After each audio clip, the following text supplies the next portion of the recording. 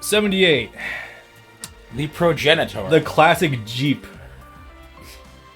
The good old samurai armor. Fun. Did you know that the Gundams are based off of samurai armor with the helmets?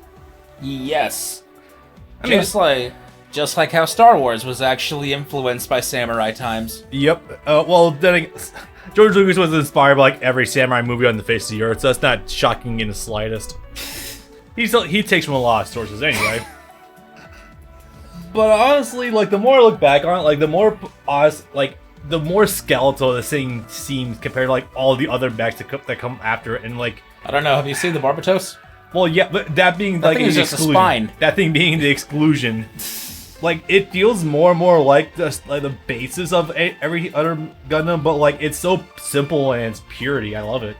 Having seen it in some form of action, some of Tomino's previous works to Gundam through Super Robot Wars V, where some of his other robot shows from like 73 and 75 come in, this definitely feels like a creation of the 70s. Oh god, and yeah. it does feel like an evolution on some of those designs. The Daitarn and the other one, the one with the 3 kids. Yeah. And it's an evolution of that, but as the start of its own, is it unique? I would say so considering the time period where a lot of other robots look a lot more like Voltron or Mazinger, where it's a lot more like rounded and kind of goofy looking, this thing stands out as being actually kind of mildly sharp for its time. Yeah, that's true. Yeah.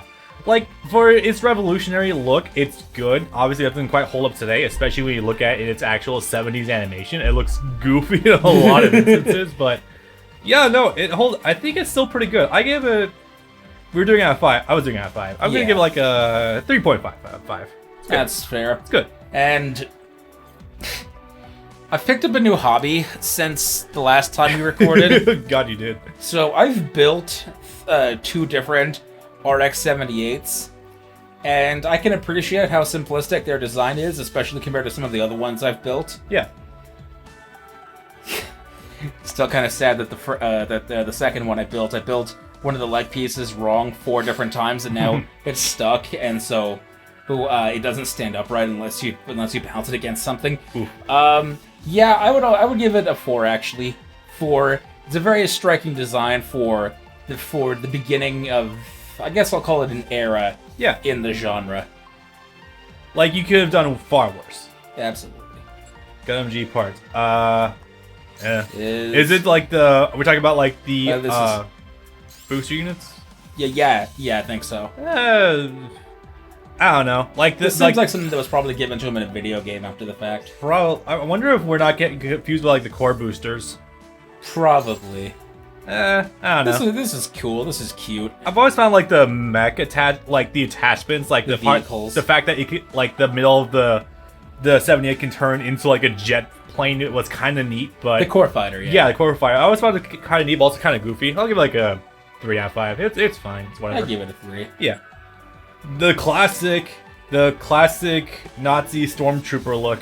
Okay, because I mean, it's obviously what it's based off of. We're being historical here. I mean, I was gonna have to say it too, but you said it first. Yeah, it's fair. Well, we got that on the table. It's the gas mask look.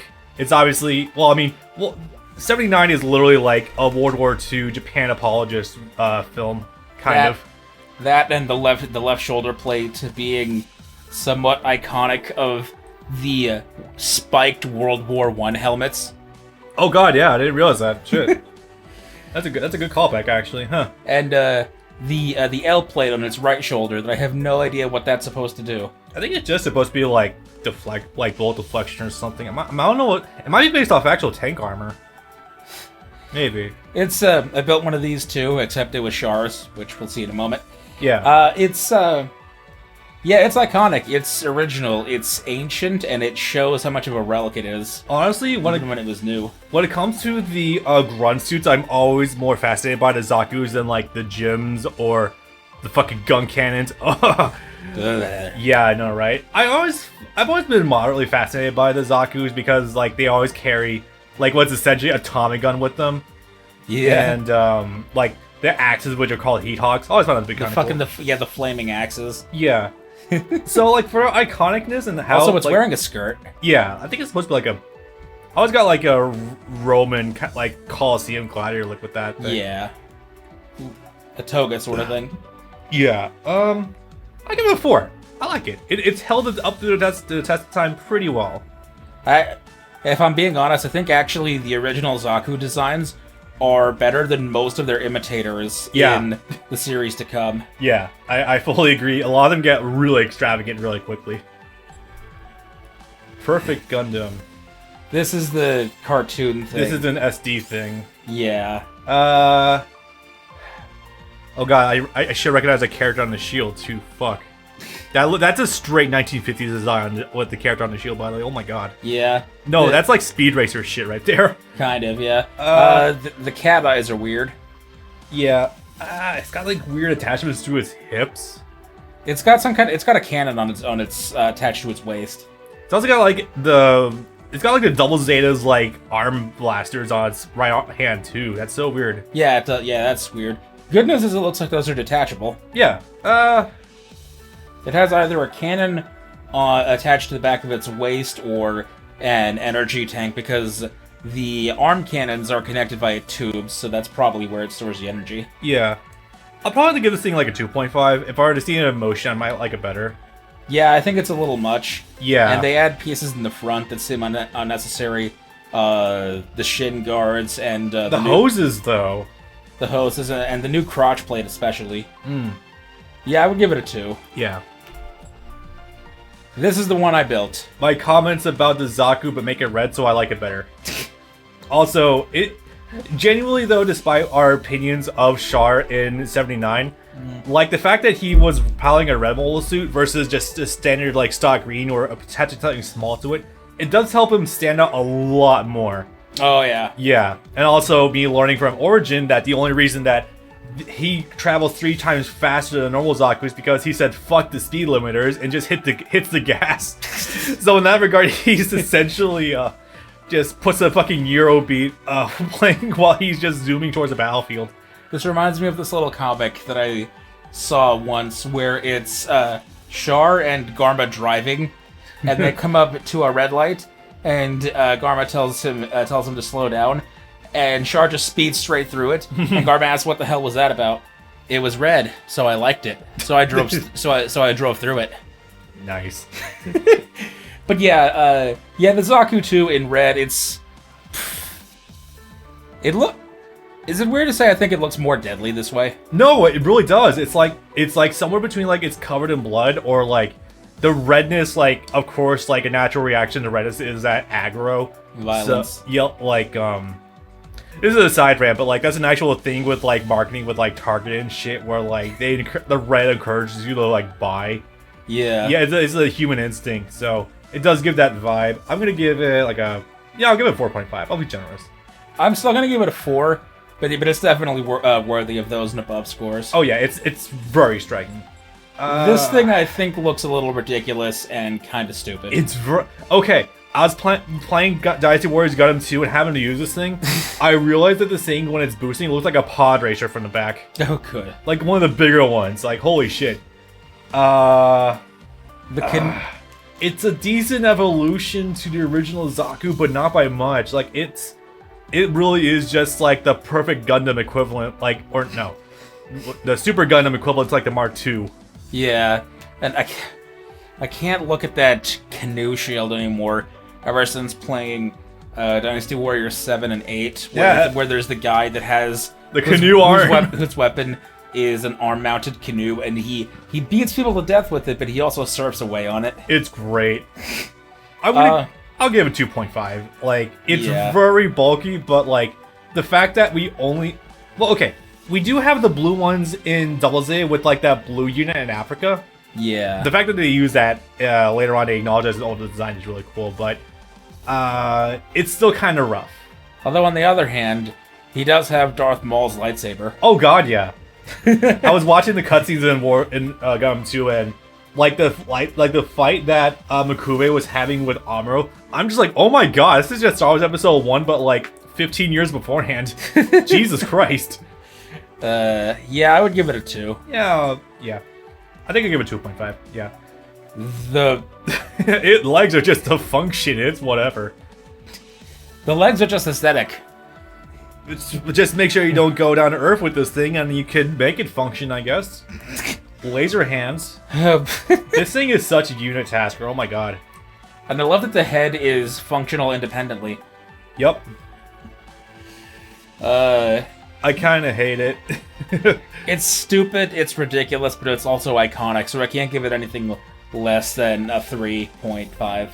I'll be the contrarian. I'll give it a 2.5. This thing reeks of like late 70s final boss design for an anime. Oh no, it's fucking hideous. Oh god, yeah, but like it's the shit that it does though. It was the first final boss, I guess. Believe me. Yeah, at the end of the day, we will both be giving the Zeong a 10 in comparison to the Neo Zeong. Yeah, you're absolutely right. Yan. Ah, this thing is so cone-shaped. It's a chess piece. It's a bishop, right? Yes, that's the one. It's so weird. That shield is a lot fatter than I remember it being. The shield shoots needles from it, remember that? Yeah, there's a gun inside the shield. Yeah, it's really goofy, but the whole fencing aspect of it is actually... You wouldn't think it's unique, but for that time period, it was fairly unique for it. I don't think any other... The Aristocrat. I don't think any other Xeon forces were using beam sabers, now that I think about it. No, I don't think so. Like, the Gelgu with like, the Darth Maul saber. Actually, that sounds about right. They were all using the Heat Hawks. Yeah, fuck, I might have to give it a 3. Yeah, I'm gonna give it a 4. I find it... It definitely has some of the better fights.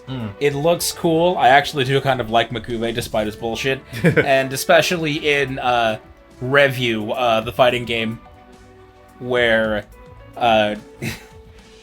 the Street Fighter game. Yeah, where it was super fun in that game. Definitely. I hate this thing. They're so fucking goofy.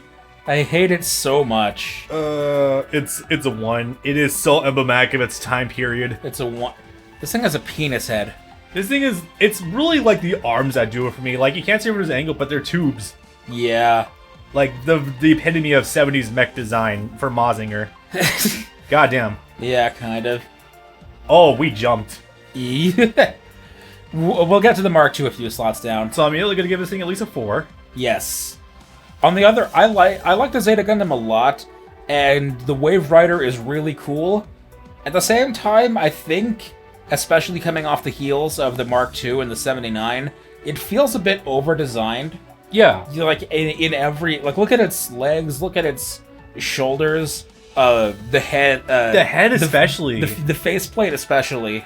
Yeah. It's a lot to take in all at once, especially in the mid-80s. If I can be so bold, it really feels like in the middle of Zeta Gundam, they advanced the Gundam design suddenly like 10 years. Definitely. From where the Mark II was. Because the Mark II felt like an actually great jump from the original Gundam. Like, it felt natural, but this thing, like, no one emphasizes enough that this thing is designed by Camille, essentially. Yes, it definitely is. Especially since it is the literal very first... No, it's not the very first event, because I think there were some others that, like, the Kennedy Spaceport that transformed as well. From which series? Zeta. Like, I remember it was transforming mechs before the Zeta appeared. I don't remember if there were offhand. Yeah, I think they were like I thought they were at like the Kennedy Spaceport or something. I could be wrong, but yeah, this thing feels like it was a bit too much for Gundam Evolution too fast, but it's still really good. Like, yeah, it's still a great design. It's definitely still worthy of a 4. Yeah. There it is. The Hakushiki is funny because the Hakushiki was built to be a Gundam. Yeah. It was built to be a transformable, but they just did not have the time to finish it all the way. Nope. So Char Quattro was handed something incomplete again. You're right. This time in a meta sense and not in story sense. So on the one hand, the Hyakushiki is fairly cool, but I wonder how much of that just comes from the golden color design. And the actual kanji on the body of the suit. Oh, man. Like, if I'm being honest, it's probably like a 3. 3.5. Yeah. It's still cool, but like, structure-wise, there's not a lot going on really, aside from the hyper cannon. The clay bazooka. Yeah. One thing I definitely appreciate it for, though, is that it's one of the handful of times where an existing suit is actually passed on to the next series. Yeah. To the next team, rather than being completely forgotten about or just being destroyed. Yeah. And boy, did it get destroyed at the end of Zeta. Yeah, the Double Zeta is really good about that. And, yeah, it's... Did I get much of a showing on Earth? Yakushiki? Yeah. I think so, but I think only when the Africa base is being attacked, and Yeah, that sounds about right. then Lena was believed to have died. Right. Yeah. Alright. Your... well, not that one. Well, that's been actually going down. Yeah, we'll go back up to the Super Gundam. Yeah. Okay. So the Mark II is a really good natural evolution to the original 79. Yes, absolutely. There is the Alex Gundam, granted, but I don't know if we're even gonna get in this game. Yes, it is. Oh, sweet. Well, in terms of like how battle-hardened this thing looks, it's gorgeous. Like the weird. Sans like the weird headset that looks like it's attached to this thing's head, which looks like that one. Okay, you saw Star Wars Episode 5, right? Yes. The weird like the bald dude on Cloud City that had like the wraparound head that looked like he was from Star Trek. It reminds me of that. But like this thing is armed to the teeth. It looks so cool, especially with like the more monochrome design. Never forget, this thing was originally intended to be piloted by Jared. Yeah, and Camille said, "Fuck you," and stole it for the AUG. That was great. It's a 5. This thing's a 5 for me. I give it a 4. I like its design. It's a good in-between, but at the same time, it just feels like a slightly more 79, which isn't bad for story progression. That's good. It just like for waiting 6 years. Feels like it should have been a little more, but it's still great for what it is. I get that. For me, it's really the more angular, like futuristic design that like the 80s really brought for it. Yep. And now we get shoulder armor, a plane attachment, and a crossbow. You think since I like the 00 riser, I would like this more, but no, it's way too fucking bulky. So I like the plane attack. I like the wings, and I like the crossbow. The shoulder armor is where it gets to be too much. Yeah, because I don't know what those are for. But I do like the addition of the wings and of the crossbow. I think those actually do help the design. Yeah, it's definitely not. It doesn't quite do the Mark II much favors, so I'm gonna give it like a 3.5. Yeah, I would give it a 3.5. Yeah. So General Grievous here got fat. Why does it have crotch arms? It lets it win more sword duels, I guess, in the extreme instances that Sirocco would need that. It's such... It is an actual van. Why taxi cab? Oh god, van taxi. Why is it piss yellow? What? It looks like it's tan in like the games for some weird reason. Yeah, it's got like an orange tint to it. So I'm just like, what? Why is this soccer mom van coming up to drop off her kids? Oh wait, that's a mech. Are you kidding me? 0.5. Give it a 1. The additional arms seems like it'd be a neat idea sometimes, but it's just so out of nowhere. Why does it have a cone head? It's really emblematic of the weird ass designs that are coming at the end of Zeta. Yeah. And the thing he arrived in, which for my money is actually pretty cool looking. Oh god, yeah. The Masala, to jump the gun a bit, I would give this a 3.5. This actually looks really good. I agree, actually. A lot of the grunt suits and Zeta especially look really cool. And this has a platform, if I'm not mistaken. Yeah, no, it can transform. Yeah, this is a Zeta model. Because that's like that's when you initially see Sirocco. He's like blazing through space in like a plane, and he transforms into this, and he temporarily fights the AUG. Yeah, that's really sick. Yeah. I'll give it the Masala a 3. It's cool. Beetle. Ladybug. Retroactively, I think I kind of love this thing because every aspect of it it's hideous, but it's fucking hilarious. It's a ladybug. It's clearly meant to be piloted by a woman. It has bunny ears. It's all fucking pink and yellow. It's wearing a skirt. but it's piloted by Jared. Piloted by Jared, the man who And started off in the Black Mark II. And it can crawl into its shell to avoid damage. God, it's just... What was the impetus for this design, seriously?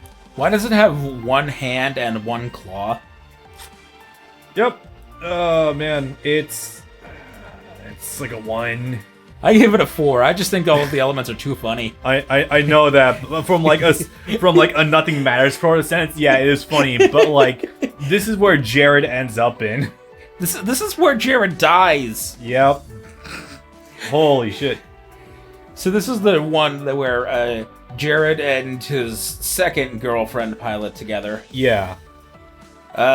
Yeah, that sure is a Marsai is certainly Izaku. It sure is a Gelgoog, and whatever the gadfly is. 1.5? Okay. The Marsai is like a 2.5 for me. The Marsai is a 2.5. The gadfly is a 1. I can't make heads or tails of that thing. It's definitely a 1. Humberby is... This thing is really weird because I'm pretty sure this too is a transformable, but, yes. But none of the games let you transform to go any faster in it, least of all Warriors, which that would have been nice. Yep. But its head is also a cone head, and it looks... Why does it have one eye a foot above the other eye? This thing always struck me as like a weird-ass dragonfly. Yeah, kind of. Yeah, it's so... This is really like, what the fuck is going on here even? This is not something that would fly well on Earth whatsoever. What is your design ethos? Yeah, like, what was the inspiration for this? It looks like... I'm gonna say it. It looks like a clan member, but blue. Yeah. Yeah, kinda, It's yeah. like a 1.5.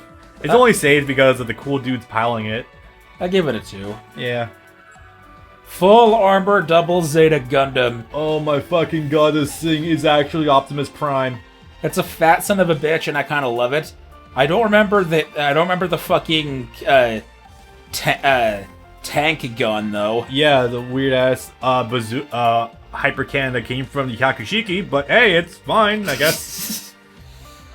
Which even then it feels redundant calling it the full armor because Double Zeta feels pretty full armor already. The full armor is mostly on top. They just add more blue plates to it. Supposedly, according to astronauts, it can withstand a few seconds of continuous laser fire, which is kind of cool. I love the Double Zeta and everything it entails, but this one I have to give a 3. I give it a 4 because it is the Double Zeta, and it's not hurting the design too much for me, but it is just like, holy shit, how did they animate this? Hand-drawn, no less. You took something else, something that was already sort of hard to make the body move as it was, and you made it even more immobile. Yep. Now, this is not a good render, but I love the Double Zeta. I give it a 5. It's a 5, yeah. It's so much. It's just so much. This thing... Everywhere and all at once. This thing is so much like the original final evolution of the RX-78 that it takes 3 separate fighter jets to form into this godforsaken thing. The core duo, the core booster, and the core top. Yup. So actually, I've been sitting on something I'm meaning to actually tell you this because I didn't mention this whatsoever while I was watching Double Zeta. Oh yeah? So you were mentioning in the original Reborn playthrough that it doesn't look like it should have a Zeta form whatsoever because it's such a clunky fucker. But like a few times when it was still fully assembled, it was in the hangar for the Argama. So I'm like, no, I think this thing could have a Zeta form if you like alter a little bit. Yeah, like a Wave Rider form if like you just alter a little bit. But like, it's so loud. Like they don't play with that whatsoever. These are probably way out of print by now, and in the hundreds of dollars, if not thousands, but the G Fortress, which was created for, I think, the early Super Robot Wars games, was also designed to be a model, and I would love to build a whole Double Zeta out of 3 core sets. Oh god, yeah. That also can somehow turn into the G Fortress. That's somewhere between Bionicle and like Constructicons from Transformers. That's amazing. Also, it has the red pads on its arms and the blue plates on its shoulders that I don't think do anything. But they're adorable little accents, so I also Yeah. still love them. Also, it's hilarious looking at it more and more, just realizing that it looks like just like a tinier Gundam inside of a bigger boy suit. They put a vagina on its forehead. But it's a fucking... The high new cannon. The vagina hurts. It Good. packs a punch. Yes. Yup. Zeta Gundam again. Yeah, same Different as render. before. This render looks like it was flattened. It looked like it was rotated. Yeah. Huh. Still good. Still good. Oh, that's a much better render of the Mark II. Oh god, yeah. Any other thoughts to add, or are you already good? I do like this version more than the black version after all this time. So it's still a 5 for me. But yeah, not much to add besides that. Oh, that's good. Mobile Suit Zeta Zaku, also still the flattened render. This, I love it, I love it, I love it. I wish they made a model of this. This would be so good. Yeah, it's real. It's funny as fuck. 5 stars. 4.5 because it's so fucking funny. Ooh, That's weird. Keyblade. that's a jump. It took until last night for me to realize, oh god, the Keyblade has 2 eyes, not just the one. Yeah, that was something I didn't realize until a month ago playing, seeing it in the cutscene of some other video game. It's like, oh god, this thing has eyes. Yeah. And I also just realized, wait, this thing is supposed to be a squid. Yes. Yeah, that took me many years to realize that. It is. It's the shoulder pads that convey like that squid look with the head and everything. Our thoughts aren't going to change from color to color, so let's just run Not through really, them all yeah. 3. I like the Keyblade in gameplay. The design is a little whatever, but I definitely like the altered colors much better than the base white. I think it looks really cool in this harsh purple, and especially in what is more of an orange than red, and thank god it's orange and not red. Yeah, when it comes to the Keyblade, it's definitely my favorite of the final boss, quote-unquote, designs for the Zeta Gundam. Way more than the O, holy shit. Also for Double Zeta too. Yeah, it's Double Zeta as well. You know what's intimidating is when you're actually playing the Double Zeta in Gundam 2, and you get to the end of Double Zeta's campaign, and you fight not the 12, but like you fight literally constant barrages of Keyblades. Like, Yeah. oh Jesus Christ, what am I getting myself into? Yeah, that's an experience your first time. That was spooky, but the Keyblade itself, it's still ridiculous looking, but It was also the introduction of funnels. You're right, yeah. Yeah, well, if we don't count the Elmeth, yeah, it was pretty much the first one. Elmeth. The one that Lala was writing. Right. That thing produced funnels as well, I know. Right, yeah. Well, in terms of Force's mobile suit that has funnels, yes. And that's a contribution that can never be denied. Yeah. It's still very much bigger than it feels like it should be, and it feels it's more bordering on mobile armor sometimes. So I'm gonna give it like a 4 out of 5. Yeah, I would also give it a 4. Yeah. The long head is also kind of funny. Oh god, How far yeah. it has a third form Frieza head. The funnel, like the weird head goes like halfway down its back. It's nuts. Also, the funnel set on the underside of its wings. That's a cute storage detail. Yeah. Zaku 3. I really don't think we need a Zaku 3. Yeah, it feels played out at this point. Like, it comes out of nowhere. Like, I think it's just one, like, I think it was a tall, muscular general in Neo Zeon that first pilots it. Like, what? We got Zaku 3 now? Okay. No, it was Mashimer. It was Mashimer's cyber form. Because originally Mashimer was piloting Gaza units. I'm not sure about that, because I'd swear, like, this thing debuted when Ireland was going to be attacked. Huh. At least I'm pretty sure that was the case. Actually, I feel like it might have been debuted in the orbit or when the Archibald was coming down to Earth, but I could be wrong about that. Anyway, I really don't think this thing needs to exist. It's way overdone and doesn't really resemble a Zaku anymore outside of just the head and the cables. It's an obvious ploy at that point in time where the ethos was to make the mechs bigger and bigger, like with the Double Zeta and the Keyblade and shit like that. Yeah. So it follows that design philosophy, and honestly, the Zaku 2 is already bricky enough that I don't think you need to do that without looking just loud as fuck. So I'm gonna give like a 2. Yeah, I'm gonna give that a 2. Yeah, it's a damn shame. That guy. Haman in the Act Guy from when she was wearing the wig in the Hong Kong colony. For having that MILF-ass wig look, I'm gonna give her like a 3. But that guy is like a 1, yeah. The new Gundam. Oh, and God. oh boy, there's a lot to take in. It's gorgeous. This is the first Gundam that Amuro piloted since the 78, Yeah. which is saying a lot because in real time that was 10-year gap. I was reading bios that apparently he was usually just like training cadets before he was put under house arrest. And then he ended up back up in space at some point next to Londa Bell. I don't know. In Zeta, he was piloting the Dijon. I thought he was piloting Rick Diaz. No, the Dijon. The Dijon was a special variant of the Nemo. Okay, fair enough. So I'm gonna personally, because of the coloration and the sharp design, I'm gonna give the new Gundam a 4.5. But obviously, I thought you would have given it a 5 because you love this thing. Yeah, it's really sick. But like, I can't deny how top heavy the fucking all the funnels being sorted off to one side makes it look. Yeah, that's the one thing I hate about this design. Because I'm gonna give it a 4. The one thing I would just wish that the funnels or radiators are all on one side rather than being split evenly like wings. Yeah, just like evenly distributed to make wings, make it look like the X. That would look sick. Yeah, but otherwise, yeah, this is a minimum 4. Yeah, and it's great and it's super cool and powerful and that fucking pyramid shield, and yeah, it really fits the theme of the movie very well. Oh yeah. I'm gonna be that guy. I don't like any variant of the Sazabi, the Sazabi, the Nightingale, the Shinanju, or the what the fuck was Neo Zeong? Yes, the Neo Zeong, and I guess also technically the Shinanju Stein.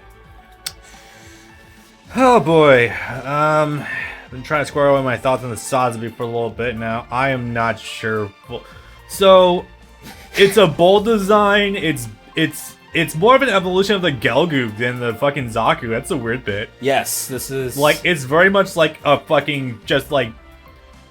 It's not even like a sports car. It's like a little van that had spoilers put onto it. It's ridiculous. It has a music note on its crotch plate. Yeah. The weird helmet is kind of cool. But then, like, it's got, like, so many layers of skirt. Why does it have a Gundam fin? Yeah. That's a Gundam fin on its head. Taking more from Amuro, I guess. I don't know. I'm gonna give... Oh, God. I'm gonna give, like, a 2.5, 2. 1. It's rough, buddy. It's very rough. If I can make an aside for a moment, I just remembered something hilarious. Yeah. So, in a music video for the song Lying From You from Linkin Park's 2004 album Meteora, in that video, you see someone's bedroom for a second. In that bedroom, in 2004, there are a handful of Gundam models, including the new Gundam, the Sazabi, and a couple of wing models. And I just remembered that, damn, that must have, because those things are big. That's an interesting dedication. Linkin Park knows their fans. Yeah, apparently. To put Gundam models in their music videos. The final form of the Zeta Gundam. That isn't the Delta Plus. Yeah, I kept making that mistake 1,000 times, and boy, I'm sure I must look stupid every time I said that in Reborn. The Delta Plus is the final form of the Hyakushiki, and that's because the Hyakushiki was originally meant to be the Delta Gundam. Yeah, that is a fair point. So the Regizi, or the Regiz, as that's Keira called it in Warriors 2. In the movie, it's called the Rigazi. I called it the Regis. I just say Regizi because fuck it. Yeah. It feels like all of its edge was sanded off. Yeah, it's got the head mostly intact, and it does have the silhouette, but it also lost like the Wave Rider part on the back, and that kind of takes away from it a little bit. It has a standard GM shield. Yeah, this is in fact a mass-produced version of the Zeta Gundam. 2. Yeah, 2.5. Better for it's decent for a grunt suit. Not amazing. I know the grunt junkies love this thing, and that's fair. I just don't see it personally. This and the Delta Plus are probably some of my favorite grunt suits. The Delta Plus is still great. Yeah. Yogg Doga. Oh my god. This thing still gets a laugh out of me because it has bird eyes painted on top of its actual mono eye. I don't even know where to begin with this thing. Like, it's really cool. It's got like pan on eyes. That's kind of sick, but like it's going hard on the whole burn aesthetic. The shield gun is cute. Yeah. The missiles. This thing is like a weird combination of like Mikube's mech and a regular like Zaku. Yeah. Yeah. Cross with actually a little bit more in the Gelgoog cross with the Gyan. Yeah, I can see that. It's not terrible for an enemy mech unit. It's better than the lot shit we had in Double Zeta. It's better than the white and the red one. Yeah. I do like the color combination of the blue, the black, and the yellow. Yeah, like this thing is definitely like more Guts' unit, which I like more than the shit that Quest was put into. So I'll give like a 2.5. I'll give it a 3. Yeah, so it's fine. My boy, The Speed Racer, my favorite, the smallest Gundam ever, and one of the fastest. It looks like a race car. Yup. Because it's actually Formula 91, as in Formula 1 racing. Yep. I love this thing. I love the energy shield. I love that it does the spinning energy blade thingy. I love the big fucking bazooka, and I love the variable speed beam rifles on its back that it can pull up to its belt and fire from the hip. Yeah. And the blades that come out of its shoulders and out of the back of its knees. It's a little convoluted, but I just love all the stupid shit this thing can do. It's a 5 out of 5 for me. There's a full grate on the front of this thing. It's hilarious. Yeah, that's a grill. That is a grill. So I do want to like the F91 more. I feel like just because like it's a bit of the F91 movie's a bit of a blur that I can't bring myself to like it more. But this thing's a 4.5 for me. It's really neat. I'll take it.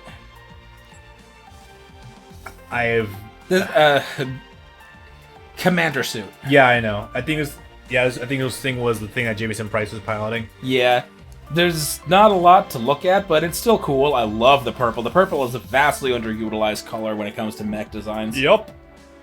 The dual eyes is kind of cool. Leaning a little more hard into the Stormtrooper look, but it's pretty cool.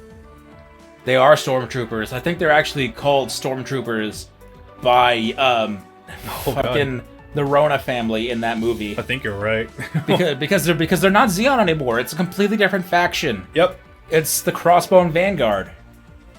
And God bless the fact that it changes the design ethos from all of the fucking Zaku and variants that we would get forever. Mm-hmm. Which isn't to say that those are bad, but a breath of fresh air is appreciated. Oh yeah, definitely. There's not much going on here, but I still like what we have. I would give it a 3.5. I'll give it 3. Yeah, it's definitely a good change of pace from what we're used to, and what would still be released after when the movie was released, with all the 90s. Oh man. Okay, wait. We jumped. Oh, fuck. Future Bob, if editing, and do please edit, can you put in a picture of the V2 Gundam without the Assault Buster on it? Because I hate all this extra crap. The shield and the extra guns and the shoulder cannon and the knee spikes. I hate that. Yeah, this thing is much louder than the usual. Well, go one down. It's the V1. Oh. This is the Victory 2 Assault Buster variant. The one that's also a race car.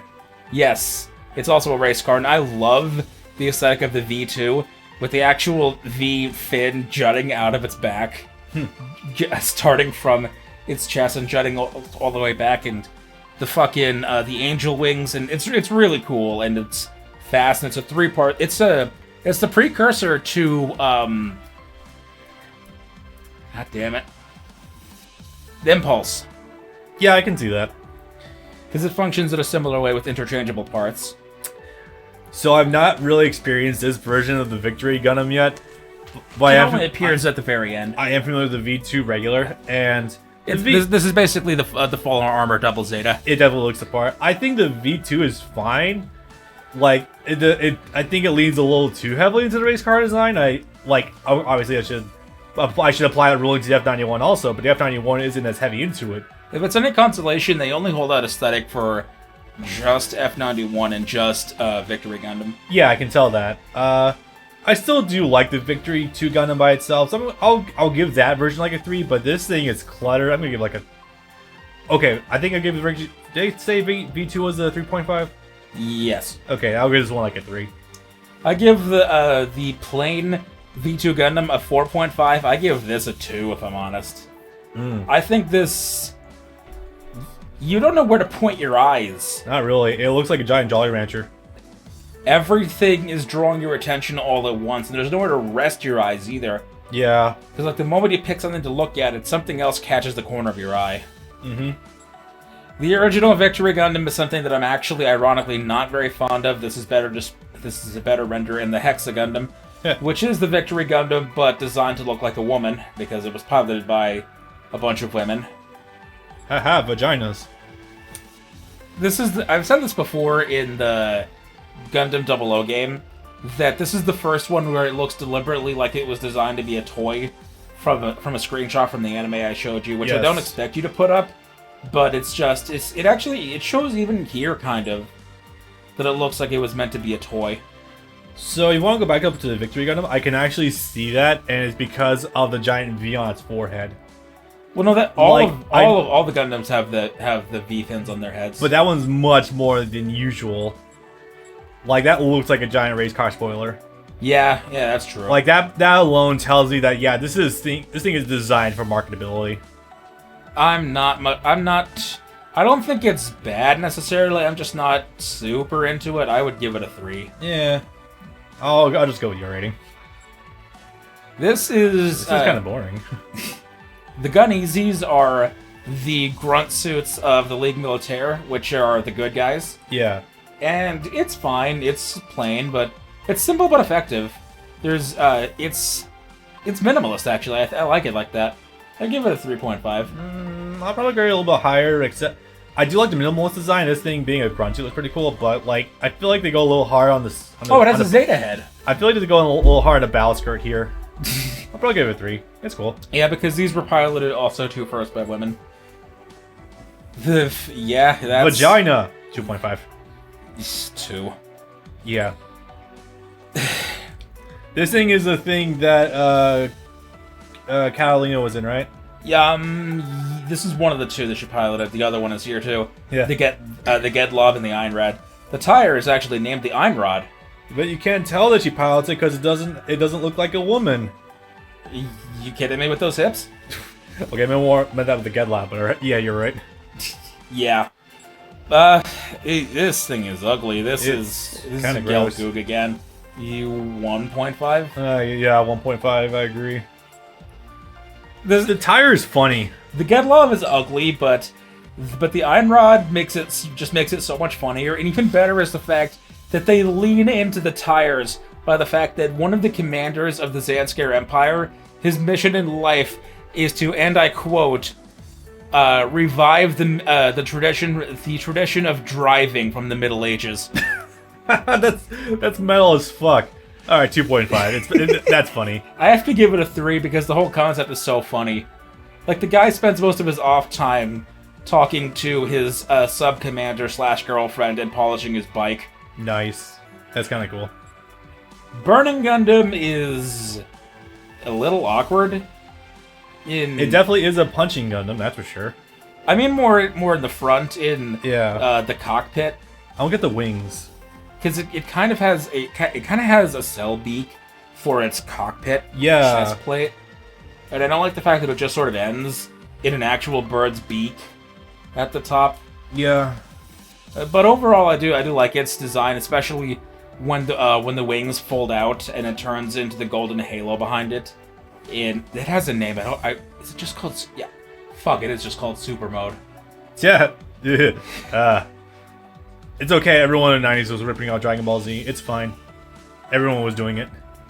I like this design, but it's got a bit much going on, especially with the claws that slide over the hand that I don't think actually do anything.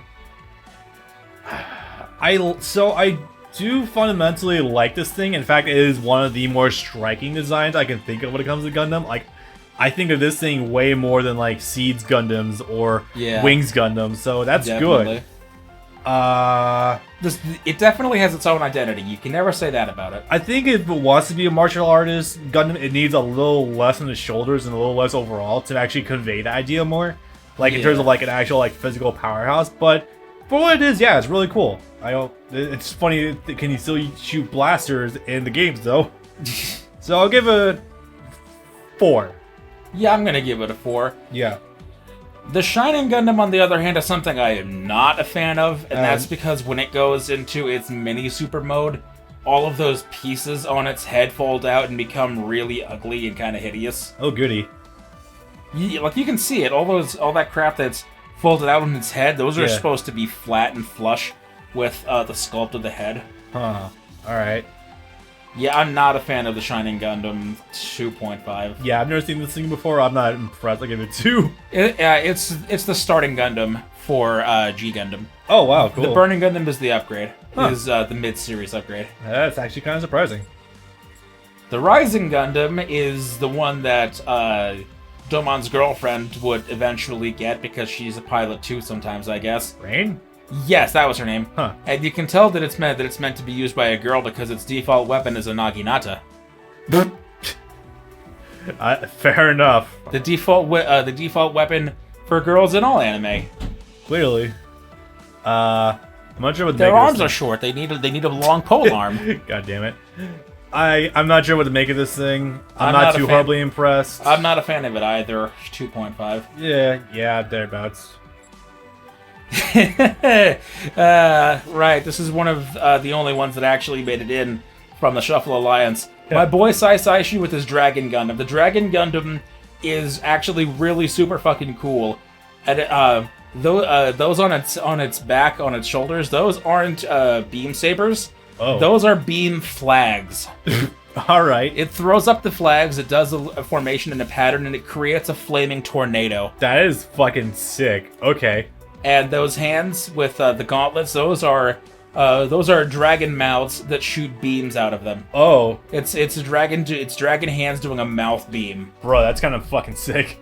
It like Sai Saishi himself, it actually has a hairpiece tied into a ponytail, and it can use that like a whip, and it can also use that prehensily like a tail, and he uses it to strangle Domon inside the Shining Gundam. Holy shit. In their first fight. Sai Saishi is the only person that's able to battle Domon to a draw. Yeah. In their first encounter. Domon beats everyone else pretty handily. And Domon ends up beating him later in the final round of the tournament, but he's the only one that battled him that didn't lose their first fight, and that is pretty damn impressive, all things considered. Yeah, you're getting a 3.5 out of me. I love the Dragon Gundam. I gave it a 5, actually. Damn, nice. So... Sailor Moon was sure airing at the time. I'm gonna give it a 4.5. Is it the meme? It's a couple of things. It's partly how good of a character she is, and also the fact that this thing is a parody of womanizing mechs. You know, there is a character that has a vagina that rides in this thing. Yeah. I like it, and it's also definitely very Sailor Moon, and this thing is a capital parody. No, it's exactly Sailor Moon. It has the fucking chest ribbon and the school uniform and the skirt. Yeah. The leotard and everything. Yeah, it's a 4.5. It's fucking great. I give it a 4. I think it's a little overplayed, but it's definitely very funny. Very much earns its stripes. Yeah. I do not like the Heihachi head Gundam. Neither do I. It's not even because I hate Master Asia. I just don't like the shape of this thing in general. It has a weird ass silhouette. I just think it's kind of ugly. I give it a 2. I agree too. The Shadow Gundam is the Ninja Gundam that Domon's brother, whose name escapes me, pilots. Schwarzbruder and Kyoji. Yeah.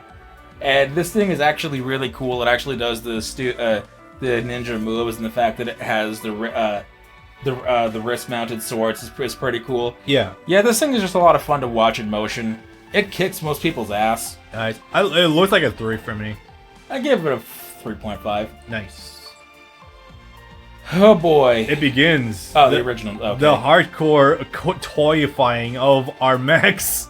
I've said this before to you guys in private, but I'm going to say this out loud. I do not like any of the mech designs, with very limited exception, in Gundam Wing. I think they're easily the worst in the entire series, and by a wide margin. Oh, I kind of agree. This thing looks hideous. I think the Wing Zero is okay-ish by itself. It's not an offensive Gundam for me. But that being said, even though it's transformable, it just has too much going on. Too many extraneous parts to do. And I built a Wing Zero a couple of weeks ago. Those extraneous parts do nothing. Leading into the whole having wings aspect of it is actually kind of neat, and not something that has been explored too often so at this point in time, so it's kind of neat. I like it more than the Strike Freedom and the Strike Gundam, so that gets a bonus for me, but it's not great. I give it a 3. I gave it a 2. Alright, that's fair. Death Scythe Hell, original form. I hate this. I think this is atrocious. I think this is a 1. It's trying so hard, and it's so ugly. And folding up the pieces doesn't do anything. It's seeing it screams nothing personal, kid. Ew. Like, in every aspect. This is the most edgelord Gundam, which is hysterical, because fucking Duo Maxwell is a party boy. Yeah, I know. It just doesn't make sense. The thing fits so much more in Seed. Yeah, it does. Like, holy... No, actually, we have something just like this in Seed, I think. The Strike Noir. Yeah. It's... Okay, so what really tears this thing apart for me is the fucking scythe. Yeah. Like, when you start okay, so with Gundams, you always have to take into account they're giant fucking robots, so they're not gonna wield weapons the same way that regular people are. When you start giving them regular people weapons like this shit, it just kind of really undermines the whole purpose of it. It's a 1. 1. Heavy Arms Custom is a mobile suit that sucks because while these are the upgrades on the original versions I don't believe are in here, the Heavy Arms Custom, there is literally nothing noticeably different about it from the original Heavy Arms whatsoever, and the Heavy Arms itself wasn't even very cool to begin with. It's cute that it has a whole arsenal inside of it, but it's the one that's taken out of most fights first because it literally runs out of ammo. The Leopard Gundam is cooler. Yes. Also, they only use that fucking knife attached to his right arm like twice in the whole show, Jeez. And he runs out of ammo in almost every fight. But they just completely forget most of the time that he has that fucking knife on his arm. Christ. It's fucking terrible. This thing is a 2. Yeah, 1.5. 1.5. The Sandrock is awkwardly designed, but I still think it's kind of neat. I like its big fucking scimitar hook swords. It looks decent enough. The part where it gets let down is in its coloring. It's just pure white, black, and gold, and normally that would be fine, but it's way more white than it is anything else. Yeah. 2.5? 2? Something like that. 2.5. The Ultron Gundam slash the Shenlong Gundam. Yeah, doesn't it have like dragons for hands or something? They just reused the concept of the Dragon Gundam from G Gundam again, but they made it worse. Oh, goody. Yeah, the Ultron Gundam and the Shenlong Gundam especially suck. They're garbage and they're piloted by the racist, sexist character that everyone hates. Oh, goody. 1. Sounds right. I don't like the Epion. So controversially, I do kind of like the Epion, but I don't like the wings. They look weird. They look very strange. They're meant to look like scales. Yeah, concept-wise, I like this thing, but there's details that I'm not a big fan of. I'll give it like a 2.5. I hate the fucking whip.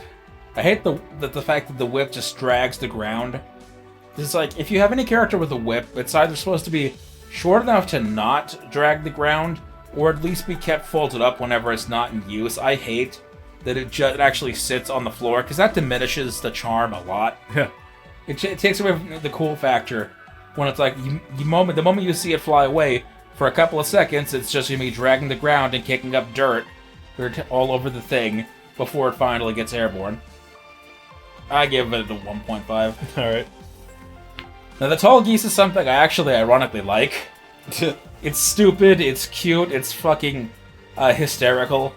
And this is the Tall Geese 2, the one that was piloted by Trey's and not by Zex, and he made it even better and funnier.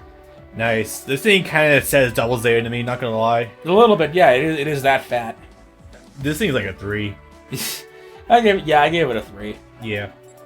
Wing Zero is piloted by Cat. Everyone in the show gets a chance to pilot the Wing Zero at least once. That's hilarious. Piloted by Cattree. Different angles, mostly the same thing to say about it. The waltz is... It's so comedically over the top that it comes back around to being kind of cool. I like the overall... I hate that fucking toy. I like the overall design, but it's a lot much. Yeah. I give it a 4, honestly, but... I give this thing a fucking 4.5 because it's so fucking ridiculous that it's one of the most noteworthy Gundams out there. On the other hand, the ridiculousness of the upper frame managed to save the hideous-looking body of the original and Wing Zero. So yeah, that has to account for something. It's gorgeous in a very fucked up way. Also, the wings are metal, just in case you guys didn't catch that. Yes, which is funny because they actually do exude feathers. Yup. I don't know. Now this is much better. This is kind of sick, actually. Holy shit. This version of the Death Scythe Hell looks fucking amazing. This, if I'm honest to me, this is a 5. God damn. The fucking... I know, right? The fucking... I don't know if they're mobile like a cloak or something, but... Or if it's just a set of wings, but... Those, bat wings look amazing. And the scythe returns to being on a singular stick with a singular output point from the pole. This just looks great. This is something that you could reasonably say is actually the devil. I give it a 4 for right now, but I refrain final judgment until after I watch the movie. Holy mother of fuck.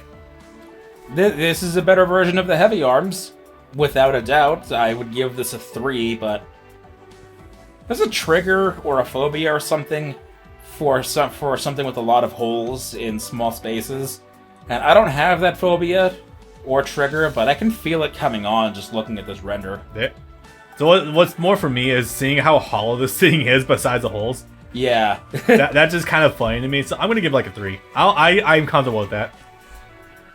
Yeah, I would give this a 3. Tall Geese 3, and it's got a whip. So I like the updated body of the Tall Geese even more, but I hate that they gave it. Well, you know, actually, the orange actually works for it, kind of. So I'm willing to excuse the Epion whip. I give this a 3.5. Yeah, it definitely feels like the Tall Geese decided to cosplay the Epion a little bit, so it's definitely like a 3.5. Also, that shield thing on the right arm that I don't know what that does. It looks like a gun. It might be. Maybe. I don't know. The boy! I can talk about this now. You're making your way through Gundam X right now. I know, I'm gonna finish X this week. That's so weird to think about, but... So, the Double X... Okay. I wasn't too horribly impressed by the original X, funny enough. That's like, fair. It was good, but it didn't feel like it really had any major standout features, except for like the weird, like, wheel system on the back that like shifted weapons seemingly. It was kind of bizarre, but it was kind of neat. It feels very much like a starting suit. But this thing, like, goddamn, it's manages to power creep the show pretty well. It managed to keep ahead of Olba and his brother, and it's kind of funny. The double cannon upgrade over the single cannon for the satellite cannon is pretty sick. The twin satellite cannon, yeah. Yeah. Is still contested to this day as being among the most powerful weapons in all of Gundam, and having now completed all of Gundam ever, I'm inclined to agree with them. For being a weapon that a single mech can do by itself, yeah, it's up there. God damn, this thing actually is kind of sick, but I guess my only problem with it so far is that the coloration of like the chest area with the black on it, like, it feels like they could have accentuated that to more areas on the body. The black/green tint with the gold on its grill. Yeah. And you can't see it right now because the beam saber is in the way, but they sort of returned that car aesthetic again for the Double X, but not in the form of a race car, in the form of a 50s, 60s classic car. Yeah. The sort of thing that nowadays you would see at the McDonald's auto show. Pretty much. I do like this thing a lot. I'm going to give it, tentatively for right now, I'm going to give it a 4. I might bump it to a 4.5 by the time I'm done with the series. I'm going to give it a 5. I think all of its elements work together well, the cannons especially, and it's just really cool. I just like everything about it and how it comes together. It's big. Big. The X Divider. This one thing is, oh, absolutely it is, although this rendition of it's kind of weird. The model? It's more like, I've never seen the shield fully open like this before, like, well, unless it's firing. Yeah, you're not used to seeing what the actual outputs for the beam look like. So I'm gonna give this thing a 5. Yeah, I agree with you. The shield is so fucking cool. God damn. And like they actually allude to this pretty well because the episode started with the mechanic kid being like, "Hey, I got a whole bunch of His like." name is literally Kid, Kidd. I know, I noticed that. It's great. The episode literally starts with, "Hey, I got all these spare parts from like mobile armors and shit. Can I add this onto the Gundam Mechs?" No. And the episode gets literally blown apart by bit pieces. And it's like, yes, I see. That is how we're going to get the first upgrade for the X. I thought that would be the impetus for turning into the double X. Not quite, but this is one brilliant improvement. Yeah, it's amazing. It does a lot for the show, and especially for combat going forward. Oh, yeah. And again, one of the things that few Gundam series do, older suits do not get destroyed and do not just get thrown away. They keep the X divider. They just hand it over to Jamil instead. Also, genuinely, like, you don't see shields used as combat offensive types too often. No, like never. Like on pro tags, like usually it's like a niche thing, like the okay, keep forgetting Kubri's Mech's name. Gyan, yeah. Like the Gyan has like the needle fire on the shield, and there's no way we saw it later on that it had as well. But this is like a beam rifle built into the shield. It's so sick. It's multi-purpose. That's amazing. It's also called a harmonica gun. I love it. They do call it that, don't they? Yeah, I'm just like, is that actually a harmonica? Yeah, it is. Yeah, harmonica gun right down there, 4th line. Amazing. I can't believe they called it that. It's so great. 5 out of 5 across the board. 5, yeah. And the original X. Like I said before, it definitely doesn't stand out too much among the cornucopia of other 90s Gundams. You feel it immediately that it's the same mech designer that also did Wing, also because of the Leopard, but there are definitely some holdovers in terms of design elements, and that's not necessarily a bad thing. They definitely improved on them. I still like the X better than either of the Wings. I can agree to that. It's just that it feels like there's a lot of attachments to this thing that don't feel like they need to be there, and it feels like Garrod never fully learned how to use the X by the time it got blown up. Well, see, you say that though, but all of those parts are still here. They're just covered up by the divider. Weird. I could have sworn he lost one or two of the back attachments. Ow. No, because those fold out into the X, and fair enough. And the one aiming downwards is actually the cannon. Oh yeah, you're right. Which he still has there. Yeah, I'm gonna give it a 4. Yeah, tentatively, I'm gonna give it a 4. Yeah, that's fair. I could be talking to a 4.5, but I think the double X is gonna be a 5 before the X's. Definitely, I agree with you there. The original X is a strong design, but the modifications just make it so much better down the line. Oh yeah, it literally power creeps out in a lot of senses. The Versago chest break. Oh god, this thing is actually kind of cool. This is also a lot. It's in many different ways. You haven't seen the chest break yet, have you? You've just seen the Versago? Okay, if this thing is the red one, the one that fires like the cannon out of its gut, then I haven't seen like it destroy itself like this yet. Yeah, this is the upgrade to Shagia's suit. Yeah, so the Versago by itself is really cool, actually. I do like it a lot. It's a really neat red mech design. I like that a lot. That being said, though, considering that Olba and Shagia keep getting bodied, like they're literally turning to Saturday morning cartoon villains now. That happens for a while, especially until they shift all the deaths over to the other guys, until the episode of the week guys. Yeah, and then there was the last 3 episodes I watched with the country that was being attacked, where they literally like coin flip up 3 random lieutenants from like different countries, and they all get destroyed episode by episode. That's just like, I'm not sure what you guys are trying to accomplish now, but all right. Making it someone else's failure instead of theirs. Yeah, but the Versago by itself is still really goddamn cool. I'm gonna give this thing a 4.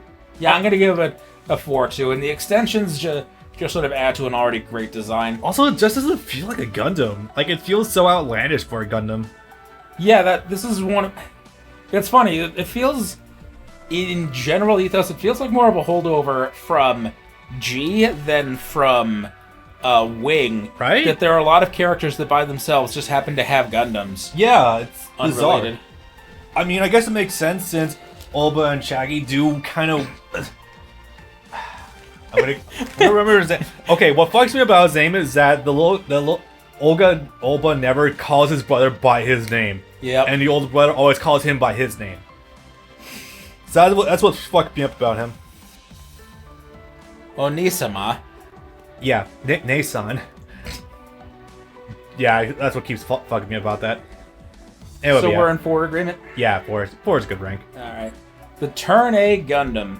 Is it Turn A? Oh god, it is Turn A. It occurs to me now that it's the RX-78, but with the Gelgoog shield. Yeah. And the Whitebeard mustache. I'm gonna be honest and say like a 3. I think that's fair. Maybe it's because I haven't watched Turn A. Maybe it's because there's a lot. The Moonlight Butterfly adds a lot more to this, but the design by itself, it feels so empty. In terms of design, you're not going to change your mind because the Turn A is the single primary Gundam throughout the entire series. It doesn't get any sort of proper upgrade, and it doesn't get replaced at all. That's unfortunate. Yeah. It gets additional weaponry, but it doesn't get any, like, name-changing alterations. That's fair. Yeah, I mean, I want to like it more, but it's simplistic and basic on purpose. It's meant to actually be a relic of older times. Yeah, but it's simplistic to a fault. That's a problem. I guess that's fair. It's also the beard, the mustache. It just fucks with me. I don't know. I'm not too hot on this thing. I give it a 3. I guess that's fair. I'll give it a 3.5. They do a lot of funny and interesting things with it, like the time that that Laurent has the Turn A Gundam do the laundry. Nice. Digs a little inlet in a river with by spinning the hand, and then just has it spin the hand to wash clothes in a little vat of soap, and then holds up the hands on threads to as like a clothesline to let them dry. They do a lot of funny and interesting things with the Turn A, but nothing that actually alters its design in any way. Oof. No. But yeah, that's fair. I would give it a 3.5. Yeah. Oh man. If this thing's the Kapools I'm thinking of, I like a 2.5. Yeah, these appear in Unicorn and in Double Zeta. Yeah. Yeah, that's fair. It's you know what it is? It's Zaku's combined with Haro's. Yeah. Oh god, you're right. In that regard, it's very funny, but not a very good design or practical. I would give it a 2. Yeah, they're definitely like the submersibles of this shit. Yeah. Yep. Gold Sumo. The Turn A, right? Yes. Yeah. We're still in Turn A. Because then, trust me, you'll know when we get to Seed. Yeah. Fair enough. Bailey posted a week ago or so in chat that the original draft for the Turn A Gundam was actually rejected and turned into the Sumo. So, like, just imagine this, but with the Turn A colors, and that's what would have been the original Turn A. Huh. Okay. These things are ridiculous. What's his name from Star Wars? The guy that only appears like once in the primary trilogy, but everyone still loves him. Boba Fett. Oh yeah. The helmet. Yeah. Before he got immediately eaten by a Sarlacc pit, whose dad Jango Fett's way more interesting. Yeah. Yep. You gotta watch Mandalorian. He came back. It was great. I have a lot of crap I need to watch. These are fine. I would give them 2.5s. They're not amazing. They're kind of funny, but they don't end up doing a whole lot. These feel so non-Gundam. Well, that was the idea. Yeah. All of the mech designs were actually done by Sid Mead of Blade Runner. Oh right, yeah. That was a show. Because they were trying for something more international for the 20th anniversary, which meant, never releasing the series internationally until 2016. Or not finishing their dub. Which they completed. Fuck you, Bandai. Ah, man. 2.5. Yeah, it seems respectable. The Turn X is a strange beetle. beast. It is very much a beetle. Yeah, I'm not terribly fond of it, but I do like it. But I do like the way it functions. Every single piece of the body can function completely independently. That's kind of cool. So you can actually disconnect the legs, the arms, and the head, and they all have their own guns or their own blades that they can attack with. Huh. So that's pretty cool. Is this the thing that Game Gundam is in? Yes. Is this the final boss design for Turn A? Yes. This thing does not strike me as a final boss design for a Gundam show. I've seen your Turn A. Now have a look at my Turn X. But if you turn an X, it's still an X. Keyblade. This is an actual piece of dialogue. Yeah. Because the Turn A turned upside down, because an A turned upside down is actually a letter in some other alphabet. It means for all. I think it means probably. Yeah, I can see that. That's dumb. But I guess it adds up. This thing's a 2 for me. Yeah, I was gonna say the same. Yeah. Freedom Gundam. Oh boy, here we go. I do not like the regular Freedom. I think there's a level between sensible and there's a level between normal, too much, and way too much, but way too much makes it better that makes it worse. This is in that form of too much where it's actually not appealing. I like the Strike Freedom because there's so much crap that comes back around to being great. That's fair. So, I don't mind the Freedom too much because it's leaning more into jets as wings, where the Endless Waltz was just wings, and that was kind of bizarre. This thing feels... Okay, I'm gonna say there's not a lot of mech designs I actually like in Seed, because a lot of them kind of fall into that category you're talking about, where there's like too much, but not enough too much to be really cool. That said, though, I don't mind the Freedom Gundam, but it's definitely lacking a lot in detail. I find it boring despite this render. Like, the Strike Freedom is way cooler than this, in my opinion, but... Yeah. Like, even this by itself, for regular Seed, it's alright. I'll give it a... This doesn't even... Assuming you don't know that Destiny is coming, this doesn't even feel like a final form of a suit. This still feels like a middle form. It really does. I think it's the head and the torso. Like, they feel very caved in. Yeah. Like, it looks like there's supposed to be attachments that go on top of it, so it's like a 2.5 for me. I'm gonna give it a 2. Yeah, that's fair. I hate this render, but I do like the actual Strike Gundam. Please insert a picture of the Strike Gundam without any of the shit on top of it. So, Strike Gundam is... When it's walking around normally without any of its crap on, it has a beautiful minimalism to it that I absolutely adore. Without the crap on it, I would actually give it a 5. With the added crap on it, like the blaster or the special swords or whatever, I would give it like a 2.5. Oh damn, that's a sharp drop. So for me, this thing, well, more so with the Impulse Gundam, was when it really screamed to me that Bandai is really, really going hard on the marketability. Because, like, think about it, it's like a toy set, and it's you have to, striker packs. You have to... Comes with one striker pack. Other packs sold separately.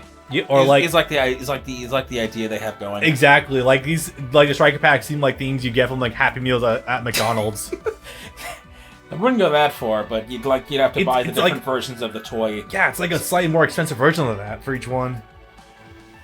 I'm gonna give it a 3. It's fine.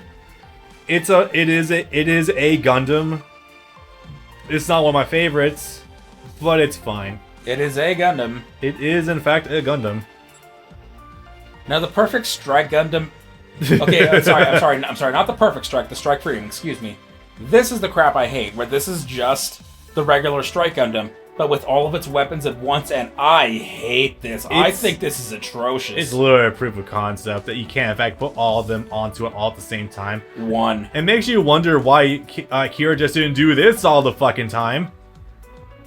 That would have drained his battery in 2 seconds instead of 2 minutes. Yeah.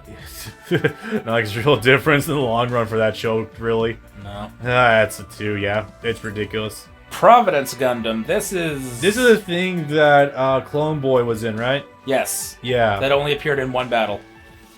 The final battle. I don't like the giant, like, weird seashell on its back. I don't like the disc on its back. I actually do kind of like the giant laser funnels. If I'm also being perfectly honest about something... Wait, this thing's a mobile armor, right? No. Okay, no, this thing's not a mobile armor, okay. Even then, it feels like it should be a mobile armor with this camera angle. It does. It's way too big and clunky. I'm not a fan of it. It's a 2. Yeah, I'm gonna say the same. Yeah. It has a couple of elements that I like, but it is not more than the sum of its parts. It is less than the sum of its parts. Yep. 2. The dual Gundam is the one that little bastard Silverhair pilots, who I love as a character, but he's actually a shit pilot. Oh yeah, from the OVA, right? No, just from regular Seed. Oh, okay. When Zaft. you said silver hair, my mind went to the Stargazer. Okay. No, not Sven. Okay. Yeah, I don't remember this thing at all. It probably wasn't in the OVA. No, it definitely would have been. This was one of the main 5 Gundams Oh. that got stolen in original Seed. 5, but that was only like a couple. Huh. Well, there were 5 Gundams that were meant to function as a team, including the Strike. 4 of them got stolen. Oh, okay. Yeah, I don't remember this thing. That's how Seed opens. Yeah, I don't remember this thing. I have no opinion right now. That's okay. It's kind of cute. The blue and the orange is a nice combination, but it doesn't ever really accomplish. Well, in the final battle, it takes out 2 of the 3 drug boys by itself, so that's pretty cool. But Damn. over the rest of the series, it doesn't accomplish much. For that feat alone, I guess I'll give it a 3, but it's not winning any awards by itself. Yeah. You'll remember this one. Fuck. Dirka. Ah, damn it. Why do I not remember this? You know what? I think it's a Linus fucking with me on these things. Like, it makes it look way more orange than anything else, but... The black kid with the orange hair. Yeah, Black kid with the orange hair. I know Dirka, the obviously Archer-looking one, but Yeah, I don't... him. Yeah, I just don't remember what mech he was piloting. That's the thing. Damn. This is the one that was nothing but guns. I can definitely see that. Big cannons. Hey, Sheridan, what's up? It looks fine, I guess. I'll probably give it like a 2.5, 3. Looks fine. Nah, I would give it a 3. Yeah. Bad angle. Yes doesn't give you anything. Nicole, he was only 15. He loved the piano. I don't like this suit much, but I do like one of its weapons and poses is the needles that you can see off of its right arm back there. It stands in a pose where it stands straight up, holds its arm out to the side, and just fires 3 of those out at once without moving. It's the actual suit itself isn't much, but I do like that attack animation a whole lot. Man, you know what that looks like to me from this angle? It looks like a fucking railgun. And it makes me wish that more mechs in the series had fucking railguns. No, this guy. Just remember, this Gundam can't do this because this is the stealth Gundam. This is the Gundam that has the camouflage thing, so it can turn invisible. Oh, Jesus. And Diarca calls him a coward bitch for using it. Yeah. Sounds like him. Zoids! The fucking Predacons. Yep. It's man. funny. This is the one that's piloted by Desert Tiger, right? I Yes. think it is. Yeah. Okay. So he's pretty cool, so that alone is giving this like a 3 out of 5 for me. Yeah, I would give it a 3. It's Zoids, though, and at this point, we're leaning really hard into the marketability territory of buy my shit. You definitely are. I think this is probably the most toyetic it ever got. I think you're right. Like, this is definitely the most shameless of all of them. Yeah. I don't like it. It's Drug Boy, it has a shell, it has wings, and it's actually meant to be stood on as a transport craft for one of the other ones that doesn't have its own Earth flight unit. My exact same sentiments from the Death Side Gundam apply to this. I just don't like it when giant mechs are equipped with real-life weaponry. Especially in this case, whereas I'm a giant laser, it's a giant actual scythe. So it's like a 2 for me, honestly. I gave it a 3. I think the concept is funny enough to work. This is actually ugly. Oh god. Oh, my eyes. This is a 1.5. Yeah, I'm leaning towards that myself. This is a terrible angle for the Strike Freedom, but I do like the Strike Freedom, because again, it's so much shit piled on top of the regular Strike that it wraps around to being funny and being cool again. You know what it is? Especially when it's in the pose where it's firing literally every missile in the universe, laser in the universe all at once. Yeah. You know what it is? It's the chest plate and his shoulders actually round out and complete the look. So it doesn't look like it's concave anymore. It looks like an actual completed design. Yes, definitely. And there's a nice balance of like blacks and whites. Yeah, this is a bad render, but it's a very completed look. It looks like it's actually finished now. Yeah. Oh, I didn't give it a rating. Yeah, 4.5. Yeah, I'll give it 4.5. It definitely says Final Gundam. I don't like the Justice or the... Actually, I don't like any of Atheron's Gundams at all. They don't even feel like mechs. They feel like they're like just 3 vehicles compiled on top of each other. Yeah. Not wrong. Is 2. Yeah, 2.5. That's a better angle, I guess. The mouth on the shield, though. Oh yeah, this also is the funny one where you can throw out its shield and it turns into a plane. Yeah. I wonder what this could be. I have no idea, man. I do actually like this one a little bit because it has the thing where its beam-resistant paint makes all beams literally bounce off of it and fly back towards the people that shot it. Yeah, that's kind of neat. I give it a 3.5. By the way, it's got the Hyakushiki's kanji on it, too. Yeah, it does. So, yeah, this thing is definitely the Hyakushiki successor. I'm going to give it 3.5, yeah. Alright. It's kind of neat. Strike Rouge. Oh, man, I'm not even sure. I know what the Strike Rouge is, but I can't visualize it in my head. It's the Strike Gundam, but pink. And they just added all the shit onto it, like the Perfect Strike. Oh, Christ, yeah. Oh, wait, that would probably mean this is Luna Maria's then. No, this is... Fucking, blonde bitch. A lot of blonde bitches. What's her name? Is it? No. Girl. Oh. Kira... Yeah, Kagari! Yeah. Yeah, that dumb bitch. Tip. Fucking terrible. Yeah, this is hers, and I don't... So much going on. So much crap, but again, not enough crap to make it round out again. You know what? What it needs is it just needs the Gundam itself to be this color, but like don't color the other add-ons. Yes, don't color the accessories pink too. Yeah, that makes everything get lost in the shuffle. I do like the black and red shield though. It's overdone emo colors, but it's the first time we've ever seen something like that on a standard Gundam shield before. Also, the wings have gold highlights, and that's actually kind of neat. It has some redeeming qualities, but I'm still not overall a fan. I would give it a 2. Yeah. Gaia Gundam, which... Oh man, I remember so much less about this series than I thought I did. This was cut from the Destiny OVAs. Yeah. Because it only appeared like once. It's ugly, and it's not worth talking about, too. Yeah. The Destiny Gundam. The other one is in here, so you'll get to talk about your favorite color at length. I like it. It doesn't entirely feel like its pieces come together. It feels like the wings are kind of stapled on to the impulse. So the wings are very, very on the nose about what's going on with Shin's character with being essentially bat or demon wings. Because they're angular, but they still look like wings. And I find it to be very on the nose. And then they shoot out the pink energy and start making helicopter blade noises. Yeah, it's kind of fine by itself. It feels really edgy. It doesn't manage to evolve from the trappings of the Impulse Gundam too much. But it's whatever. I'll give it like a 3. I'm gonna give it a 4. Alright. Now the Impulse. With all the crap attached to it. Marketability. You know what? This actually bothers me less than the Strike. It very much feels like this was a deliberate decision when designing the Impulse, because they were frequently changing out the pieces way more than the Strike was. Yeah, here it was done strategically. It was kind of cool, but also was very much more saying to you, we have multiple parts for this. Buy our parts. I'm gonna give it a 3.5. Yeah, respectable. What were you gonna give?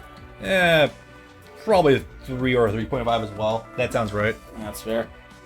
The Return to Zaku, with the Gunner Zaku Warrior / Zaku Phantom and the Blaze Zaku Phantom.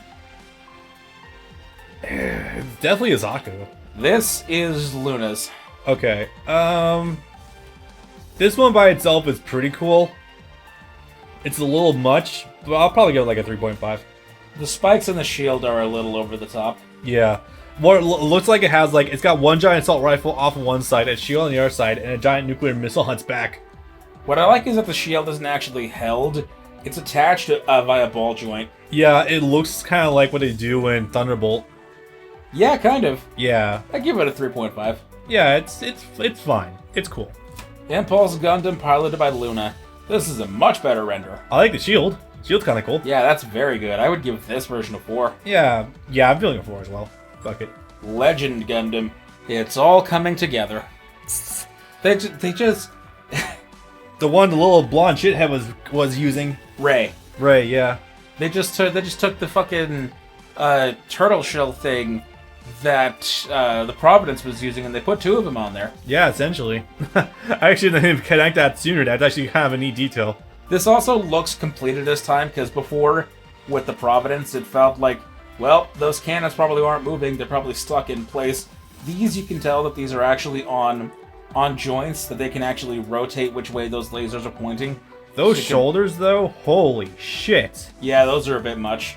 Yeah, it also looks like it's wielding a Keyblade. That's kind of funny. So I'll give it like a 2.5. I give it a 3. Yeah. There's your boy. Okay, yeah, it looks... Okay, what are the reasons why it looks so much better in this coloration versus the other one? Because it's solid coloration. Also because this is the TM Revolution 1, lol. Yes. The orange matches with the red of the wing so much better. Yes. Definitely. It also helps to distinguish it from past Gundam so much more. It actually looks really nice. It's more uniform. It looks like it's more cohesive. 4.5. Yeah, I'm gonna give it 4.5. Goof Ignited. I actually love this thing. Also, the TM Revolution suit, because Ignited is the name of the first Destiny opening. Yup. But no, this actually does look cool this way. I wasn't huge on the Goof originally, but this did bring me around to it. The non-grungy colors actually bring the details out a lot that I like. The sword, the pure energy sword thing is really cool. The shield is nice, and they make really effective use of the fucking whip. It is literally more visible than it was before, and that's always a plus. And they also literally say, "This is no Zaku, my friend," and see Destiny, and that is always kind of funny. Yes, they do. I give it a 4.5. I'll give it a 3.5 because it is a better coloration. But I don't know, something about it just feels off to me. Anyway, sorry about that. I don't know how much more I can say about this. That's fair. This is a transformable. I think this also turns into a dog. Yeah, that sounds right. I think this might be the one that blonde bitch was piloting then. Stella, yeah, because she was the transformable when it was shot down, and she was found by Shin. Yeah, that's right. 2.5. Yeah. I'm not crazy about... I like the concept, I'm not crazy about the design. Extreme. Here we go. Oh, Christ, here we go. Also, I love how it's just called the 00 Gundam. Oh, wait, no, because this isn't the riser, right? This is the standard. Yeah, man, okay. It feels incomplete. Unfortunately, my least favorite of the main 00 units, because it's all of the 00 designated, or all of Setsuna's. All of Setsuna's. Does that include the riser or just this variant? That includes the riser, because I like the Exia more. I like the 00 riser more. As top heavy as that is, that does feel more like a complete design.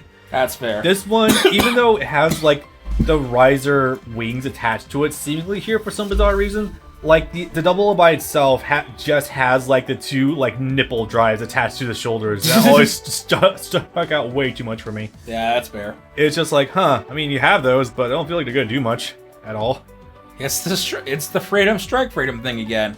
There's a lot of shit on there, but it's not enough shit on there that it wraps around to being cool again. Yeah, but like, fuck. Even then, the 00 is still extremely cool. I'm giving it a 4. Yes, it has that problem, but it definitely has a much better time of it. Expect a lot of my 00 choices to be about 4, by the way. Yeah, this is a forewarning. Cheridim. 4.5. 4. It's really cool. It's the gun suit done right. I'm gonna say also, I'm just gonna be a little bit cheating. I'm also including the Cheridim. I'm also gonna include its evolution with it as well, with the bit pieces that can detach and form shields and be blasters at the same time. That is the Cheridim. The original piece is called the Dynamis. Oh, right. Into the Cheridim. Okay, that's fair. It's really cool for being it's not just a sniper. It also specs into the close range combat, dude. It's so cool. Yeah, it has so much crap it can do. It's great. It's so modular. It's sick. I love it. It's a 4.5 for me. Absolutely 4. The Arios and the GN Archer, and I just realized the GN Archer, when you take off the attached wing pack, the GN Archer is literally just a GM. Yeah, you're right. Holy shit.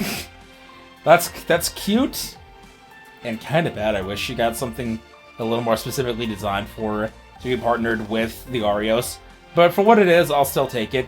I love the Arios. It's my favorite Zeta type in... Yeah, it's my favorite Zeta type in the entire franchise.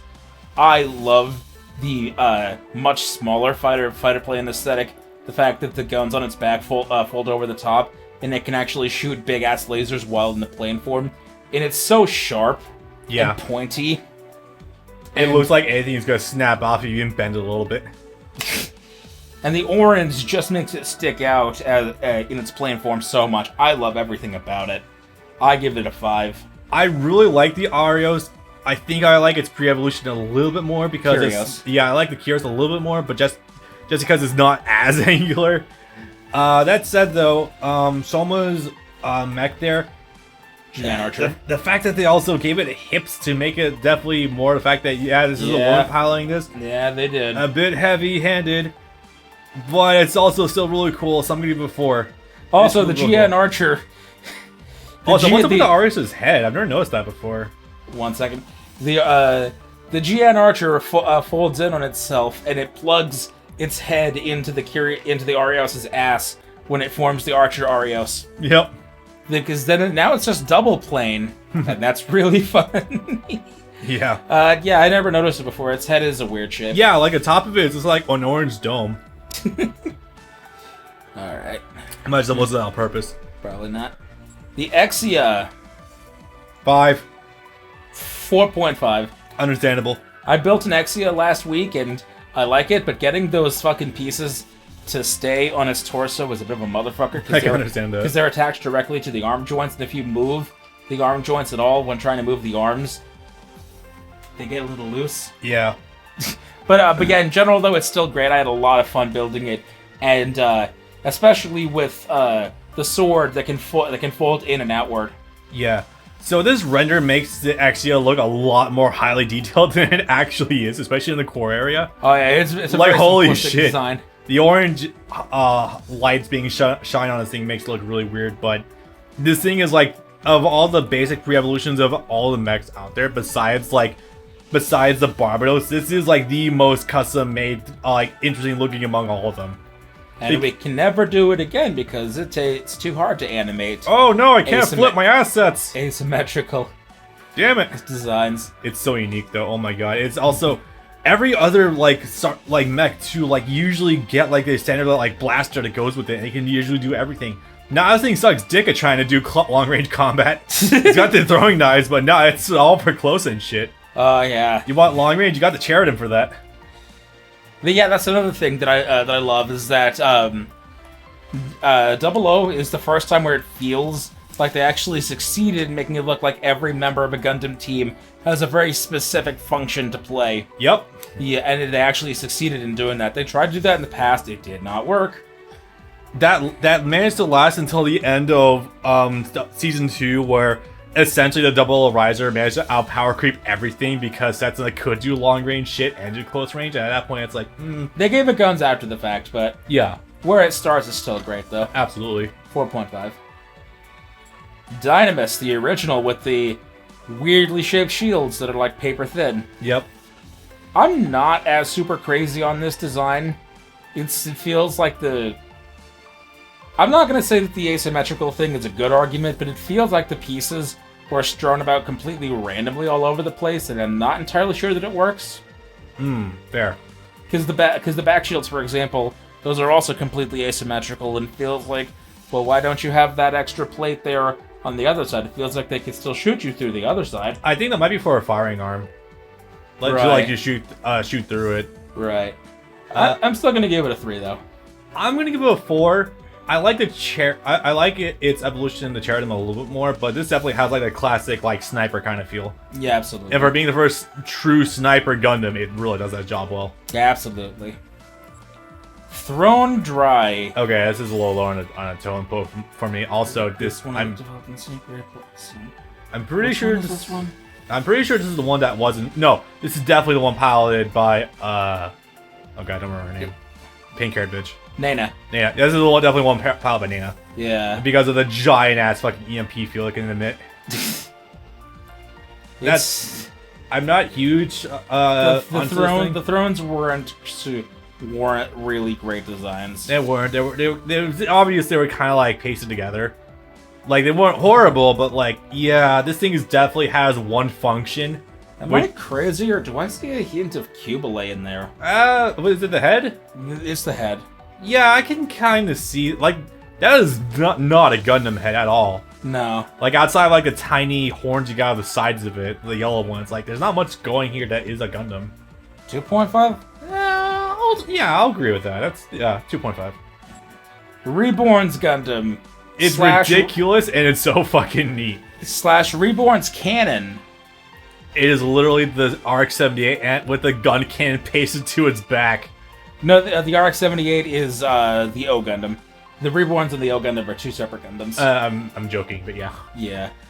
It's ridiculous. The fucking gun cannon on its back, though, is so extra. This thing fought the fucking Double Riser, which can enter subspace to a draw.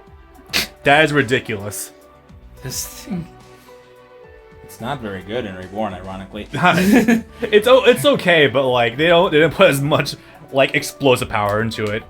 This thing is fun to look at, but it's a little ridiculous. I give it a 3. I'll give it 3.5. I'll definitely nerf some points because if you look at the back, the gun cam part is kind of ridiculous looking. It juts out a little too much. But the front looks. The front's pretty neat. I do like the front. That's fair. Yeah. The Arch Gundam is the Gundam that Alial Sanchez stole. And then later upgrade after the time skip. This thing is ridiculous. It's literally triangles the mecha. God damn. It's beautiful and it matches his personality, but it's also kind of gross. I'm giving it a 3.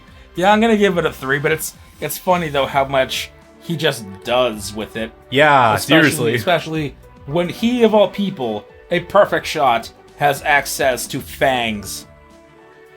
Yeah, fuck some people. This thing, okay.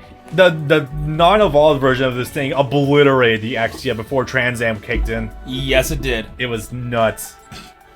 The Susanoo. Oh god, this thing is nuts. 4.5.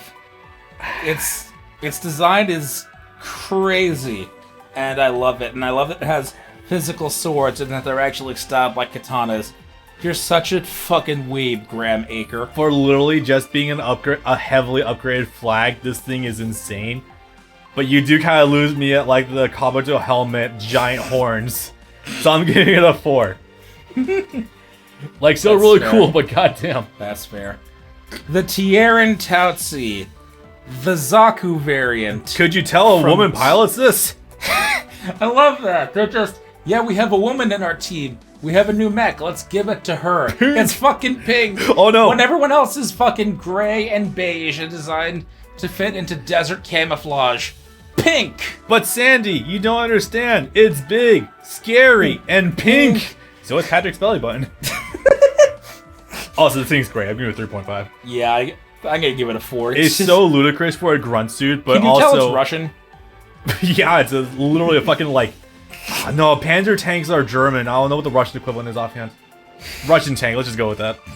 The Jinx 3. Where is it? Oh, there is a Jinx in there somewhere. I think. I wasn't supremely crazy on the Jinx designs, but the Jinxes are pretty cool grunt suits. I like them.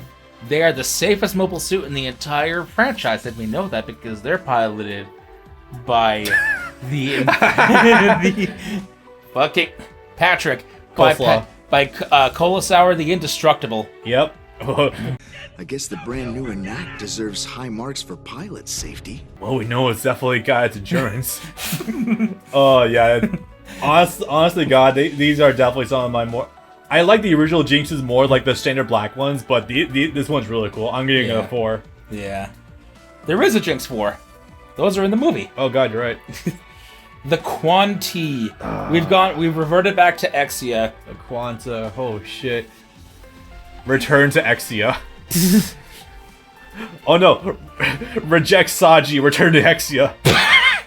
No, but I like Saji, and I'm sad he didn't get anything to do in that movie. I do, and I'm just as sad as you are. Saji was so good. He was the deuteragonist by the end. Yep. Oh god. Okay, so the Quanta, funny enough, I have a poster of it sitting on my left here. You do. The very first Gunpla I ever tried to build was a Quanta 2-3 years ago now. Yeah. And I got pretty far into it, except some pieces broke, so I couldn't fit the rest of them on, but damn it. Ripperoni. So this thing is kind of insane. Like, the double riser is literally the fastest thing in the universe, and essentially turn people into new types. Yes. Not just turning Setsuna himself into an innovator, but also literally let everyone telepathically communicate. It was weird. The thing he did at the end was what led to, by the end of the movie, like 60% of the entire human race are now innovades. This thing can literally open stargates. Yes. That caught me off guard so fucking hard. It's also got the bit pieces too. It does. It does. It's so ridiculous. It has sword bits. And it can turn it into a giant sword, or it can use them as like projectile, like melee weapons as well. It's so neat. So fucking cool, and it's so sleek and slim and beautiful. And then it 4.5. Fair. Just because it's a little on the insane side. I feel like there could be a little bit more to the design. But holy fucking shit, yeah. Okay, but you have to remember. Okay, you have to remember that this is one of the few series that actually got a follow-up movie where they're allowed to go beyond the insanity that usually ends a Gundam series and just transcend that point. That's how you end up with the new Gundam. That's how you end up with the Endless Waltz Wing Zero. It's also how I end up with the gold unicorn. Okay, fine. We will not get to that, actually. Fine, you make a compelling argument. This thing's a 5. All right.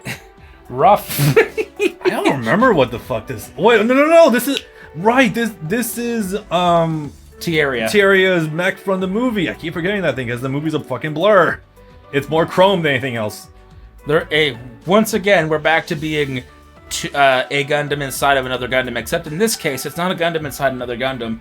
It's a Gundam attached to the back of another Gundam. Yeah. And we're still running with the biblical references because Raphael was one of the angels.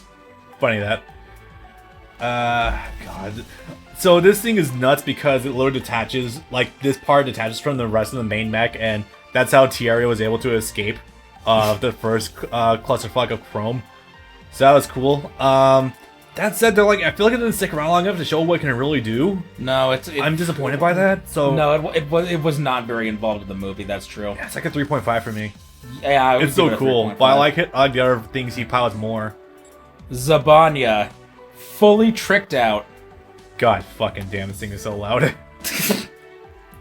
Again, we got to that insane point, but it's also I know. It's the strike freedom thing again. Yeah, where it's so much. It's like you wrap back around, which is funny because I think the Dynamis started out a little weak, got great as the Cherubim, and just exploded with the Zabanya. Yep. Actual Digimon evolution, funny that.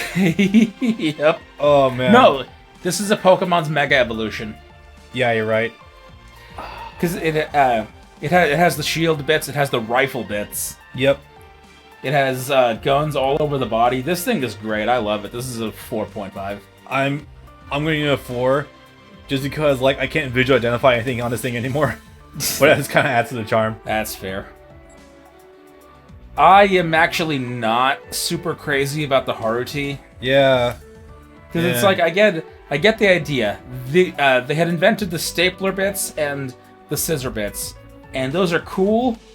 I don't think you needed to do it this way. No. I think you could have made those fit better into the actual body. I'm not crazy about this. I give this a 2. 2.5, yeah. Honestly, I don't think the Arios needed an upgrade again, even though it is a movie, so you need to get new forms, but I don't think you need to continue progressing it. No. Brave Commander Test Type. What the hell is this thing? This is what Graham pilots. Is it? Yes. In the movie? Yes. Oh, okay, that explains This is what he dies. Young man! I'll sacrifice myself so that you can open the door to the future, young man! That was great. God bless him. Yeah. It's basically an upgraded Susanoo, but except in chrome blue, and I'm not super crazy about the shape, but I love the color, especially combined with Trans Am. Yeah, 4. 4. Definitely. Here we go. Oh shit, here it's beginning. I like it sealed. I don't like its code red form. Sealed, I give it a 4. Code red, I give it a 3. Fucked up. I think I should give it the exact opposite points. Yeah, I think. Yeah, I know. No, I know you like it. I know you. No, like I do the really. destroy mode. I do really like the base form, but the destroy mode with the accent of the red and the white does look amazing with it. Conversely, since they don't show it by itself, I actually do like the Baja Blast. Oh god, no, this thing is ridiculous. The Baja without the shit on, I actually do like the Baja Blast version a lot. I would give the Baja Blast, the plain Baja Blast Unicorn Gundam, a 4.5. Yeah. With this, on the other hand, this gets a 5. Double Zeta Unicorn. Yes, this is again the Strike Freedom thing. It wraps around from being stupid to being amazing. This thing is like the entire U.S. Army stockpile of weaponry combined onto a mecha, and it's a 5. You know what? It's a 5 for this renderer alone. Jesus Christ. This is supposed to take like 2 weeks to fucking draw out in Photoshop. Holy crap. Absolutely, this thing is amazing. I do like the Banshee. The Banshee's really neat. The Banshee is a great design. I'm just not crazy on who ends up getting it in the end. I think it's kind of more funny than anything else. Now, controversially... You're right, actually, because the Banshee is a corrupting force. Now, controversially, I actually like this thing more orange than I do in the Baja Blast. Because it ends up Baja Blast at the very end. I don't remember that. I believe it. I don't remember that. It was when him and Banana were forwarding a shield from the colony laser. Like, right. He struggles for a few seconds, then erupts as green, like the unicorn's up, because green's the called a force, I guess. I don't fucking know. The Saikamu. Yeah, I'm giving this thing like a 4. Yeah, I'll give it a 4. It's got like a railgun and a giant claw on its arm, but like, what disappoints me is that it has no other attachments, really. Yeah, it feels weird. Well, give it a minute. Well, yeah. The Banshee Norn sits in a freedom spot for me, where it's like, looking at all the added crap is kind of funny, but I don't think it's enough to wrap back around to being stupid cool. Yeah. It just really more detracts from it. It's not the wall of munitions that is the Full Armor Unicorn Gundam, but it's not terrible either. 3.5. I agree. Delta Plus, your boy. Oh god, you're right. It's a Hakushiki. Fuck me. Yeah, I like this a lot. It's a really great grunt suit, dude. They finished the Hakushiki and they turned it into a dual-seater plane. Yeah. Because normally in mobile suits, when you have a passenger, they're just sitting off to the side, standing on a panel or something. Mm-hmm. No, Audrey actually has her own seat. Yeah, you're right. Should. They actually completed the concept of the transformable mobile suit. I give this thing a 4. It's really great. Yeah. You know what? I might give it a 4.5. I give it a 4. Yeah, I definitely see all the great highlights, and it's interesting seeing it in silver instead of its original gold. Yeah. It looks plain, but that actually works better into its design. Funny enough, I still actually do like Ridley as absolute edgelord cyber new type versus his original simp boy version. Because he's so ridiculous as an edge boy cyber new type. Towards the very end is when it gets funny again. When he's being an incel is when it's annoying. Yeah. Oh yeah. No. When he puts on the black suit is when he gets really cool. I actually do like that. Vomits into helmet. Shinanju. Go ahead. You know, it's funny. I think I actually like this better than the Sasabi. Really? I thought you hate the. How do you hate the Sinanju? I hate them all, but this. I'm not gonna go back for it. I like the red. I like the black accents with the yellow. It's really nice. Yes, the accent colors, the white, the red, the black, the gold. They all come together to give it. First of all, it gives it a more recognizable outline. Yeah. And shape than the Shinanju, than the Sasabi. Yeah, I'm not crazy about this either. This is still a 2, but I like it better than the Sasabi. 2.5. It's a great streamlined upgrade over to Sasabi, and it feels like an actual upgrade to Char Zaku 2. It also has the Darth Maul saber again, except instead of being a beam saber this time, it's a beam axe, a double-bladed beam axe. It's kind of fucking metal. I like it. Yeah, it's cool. I dig it. Rosen Zulu. I barely remember this thing, unfortunately, but I know this thing's piloted by Angelo. Yes, it's do they have no, okay, they don't have the Gira Zulus. The Gira Zulu is the upgrade from the Gira Doga, which is the upgrade from the Zaku 2. Yeah. The Gira Dogas appear in Charge Counterattack. Yeah. So yeah, this is a clear the Gira Zulus are a clear enhancement over those, which those looked fine too. They actually really fully played into the gas mask theme for real. Like they actually had the end cap that you normally see on gas masks in the movies and goggles and crap. Yeah. This is cool. This is funny. This has rose funnels. I love it. And the claws. I love this thing. I give it a 4. It's really cool, but I gotta rewatch this portion of Unicorn again. I'm giving it a 3.5 for the time being. Also, again, purple mech, very rare. Yep. And Kshatriya. I'm not crazy about this thing, actually. It's a fucking chunker. This thing is an 18-wheeler. It is. It is an 18-wheeler because of the fucking raw amount of exhaust pipes it has. God damn. So, I like the Kshatriya, but I can understand why you don't, because it's very fucking loud. This is a bigger version of the Queen Mantha, and I just think the Queen Mantha design looks better than the Kshatriya, personally. It's really the details and the highlights that make it actually look decent instead of being a giant green blob. That being said, yeah, they're like...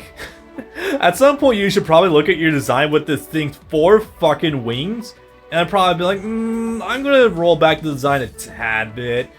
That said, though, it's not enough to make me hate it because of all the bit funnels and the bit pieces, and like all the blasters. Holy shit, this thing is ridiculous. It's also kind of fun to play as, in a weird sort of way. I don't hate it completely. I just don't like it. I give it a 2. Legally, this thing should probably be a mobile armor. Yes. Legally, probably no, should it has to be, because the Queen Mantha is a mobile armor, and this thing is bigger than it. Like, in terms of design-wise, yeah. I'll give it 2.5. I like its verbose amount of detail, but it should probably legally be qualified as a mobile armor. Yeah. Alright, so actually, while you're going down the first 2 age mobile units, I'm gonna run to the bathroom really quickly. You wanna just take a little break? Nah, I imagine you're gonna have something to say about age. All it'll be like 30 seconds. Ugh. So the age 1 is just the RX-78 again for the 4th time after the O Gundam and the Strike Gundam, and I think this is actually probably the best rendition of it that we've had. It's plain, it looks a little modern. The aesthetic is kind of weird, and it's kind of cute that the age device, which is basically a cell phone / the Gundam key, which we haven't seen one of those since goddamn Gundam Age, and that's one of the best thing about Gundam Age is that everyone is able to not Gundam Age, since Gundam X, and that was one of the best things about Gundam X was that, hey, you can open a Gundam's door, but you can't pilot it unless you have the key / trigger to it. No. So that was a really neat thing to bring back that I'm amazed they haven't brought back more of. But it's basic, it's effective, it's efficient. I like it. What's funny is that the Age system, which is a big 3D printer, is able to print out new guns for it, is able to print out entire new armor suits it can wear on top. It has one red thing that turns it into the football Gundam, where it gets big football shoulder pads to do a running tackle, and it gets another one that turns its outer plating blue that makes it go real fast. So it's cool. I would give it a 3.5 out of 5. Is this that one Gundam that's really, really tiny, or am I thinking of G-Reco? That's the G-Reco. Okay. I mean, it looks fairly standard enough. I'm going to probably give it a 3. That's fair. This is 100% just the double O riser. The Age 2 is the 00 Riser / the Zeta Gundam, and it looks good. The Age 2 Normal is another one of the ones that I just built last week, and transforming it was a bit of a pain in the dick, but yeah, it was a lot of fun to build in general. I like this thing a lot. It has some great variants too, like the White Wolf and the what the hell is it? The pirate one, the Dark Wolf, Dark Hound. It has a lot of cool variants. It's a transformable. It's really cool. Realistically, it's the best of the 3 design-wise, but the other ones have some elements that I also really love. I give it a 4 out of 5. It looks like a 4. I'm digging this thing's design. It's really neat. The Age 3 is the Double Zeta combined with whatever Tierria's second Gundam was, which was not in the list above. Yeah. Because it has the Double Zeta shoulder plates, but it also has the big-ass fucking death cannons that the... fucking looks like it. That the Cerevi has. Yeah. Which are fucking ridiculous. It also gets some variant upgrades, like fucking plating that's supposed to make it more resistant to damage, and other plating that's supposed to make it more mobile in space, but just makes it bulkier, so how does that make it move better? But... no air resistance in space, but yeah. I guess so. For what's another Double Zeta, and not as strong of one, I still like it a lot. I give it a 3.5. You say this thing is essentially the Double Zeta, but I don't see it with its design. Look at its shoulders. Oh yeah, I can see it with the shoulders. I was more looking at the chest plate, but yeah, I can. I'm not liking this thing. It also has the high new cannon. Yeah, it's fair. This thing looks like a 3.5. High mega cannon. I'm not digging it as much as the Age 2, but this thing's pretty neat. And the Age FX is the Quanta. There was indeed a lot of FX with this thing. What? There is indeed a lot of FX with this thing. Yeah, this thing is ridiculous because all of those are sword bits. I was gonna say, aren't those sword bits attached to this thing? They're all sword bits, but they can also act as beam bits as well. Because when he goes, what is his name? Kyo. When Kyo goes crazy, he starts emitting an entire planet-wide energy beams from all of them all at once. And instead of glowing green, they start glowing a pure blue. Yeah. So yeah, it's pretty fucking crazy when you see it in action. Yeah, this thing is great. I love it. I give it a 4.5. It looks like a 4 for me, but yeah, that sounds pretty nuts. You need to see it in motion. It's a lot when to take in. Sounds like it. The Age 2 Darkhound is the Pirate Gundam.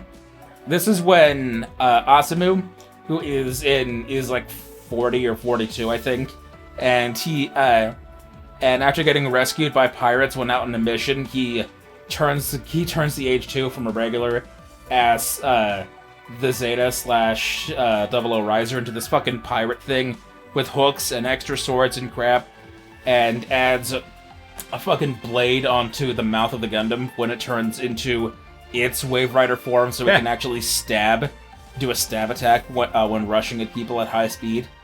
Yeah, this thing's really cool. I gave it a 5. This thing seems so ridiculous, but I love it a bit. It does look like a 5. The story for this one's fun. Yeah. I think I remember the story. There's a new type girl that gets kidnapped by a new type boy, and she's made to fight against her will in this mobile suit, which clearly is designed for girls because it's pink and it has a flower on its back, and its main weapon is a wand. Yup. With these flower funnels. You gotta subvert your expectations at that point and make a feminine-looking mech, but have a guy piloting it. Rosen Zulu. Oh yeah. Fair enough. This thing is kind of stupid, but I still kind of love it. I give it a 4 out of 5. Nice. Because again, the colors, they just make it just blends so well. Yeah. And it doesn't actually fly on its own. It's actually standing on a moving platform. Yeah, I can see it right down there.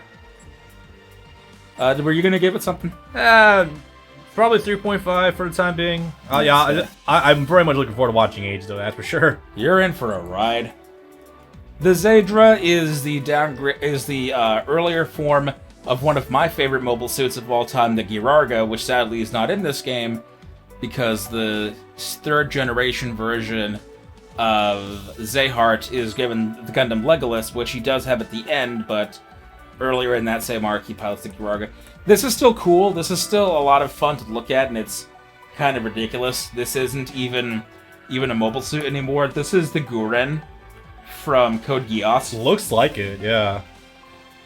This thing is a bit more simplistic, but it's still plenty cool. I like this thing a lot. I give it a 4. I think I agree to that. The upgraded version is way better, though, yeah. The Legolas is something I'm not crazy on. This is a Gundam that was made from the stolen data of the Age-3, so it's piloted by the villains. Makes sense. And it has... I don't even know what those flipped-up panels do, but it's meant to be super strong and fast, and the president, who, before he dies, is like one of the most powerful X-Rounders, so he makes the great use of it, and then it's handed over to Zehart, the next most powerful X-Rounder. It's fine, it's whatever. The design by itself just doesn't do a whole lot for me. 3 out of 5. It looks a lot like the Barbados from this angle. The little, yeah. With the angles and the chest piece and the head, yeah. But it's not, it doesn't look horrible. I'll probably give it a 3.5. Now we're into the funny stuff. The G-Self. I'm looking forward to watching this show as well, oh boy. The bug eyes, though. The Cat Gundam. Oh, man. This thing apparently sounds pretty cool, but holy shit, the bug eyes continue to throw me off. Can you tell that we're in the iPod age? Yeah, I can tell. Yeah, it's pretty...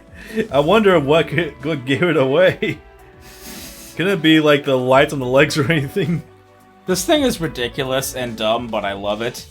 It's another sort of retake on the 78, but all of the modern plating just tickled pink is, I guess, what how I would say it makes me feel. Okay. It's just a lot of yeah, this is how we design it modernly.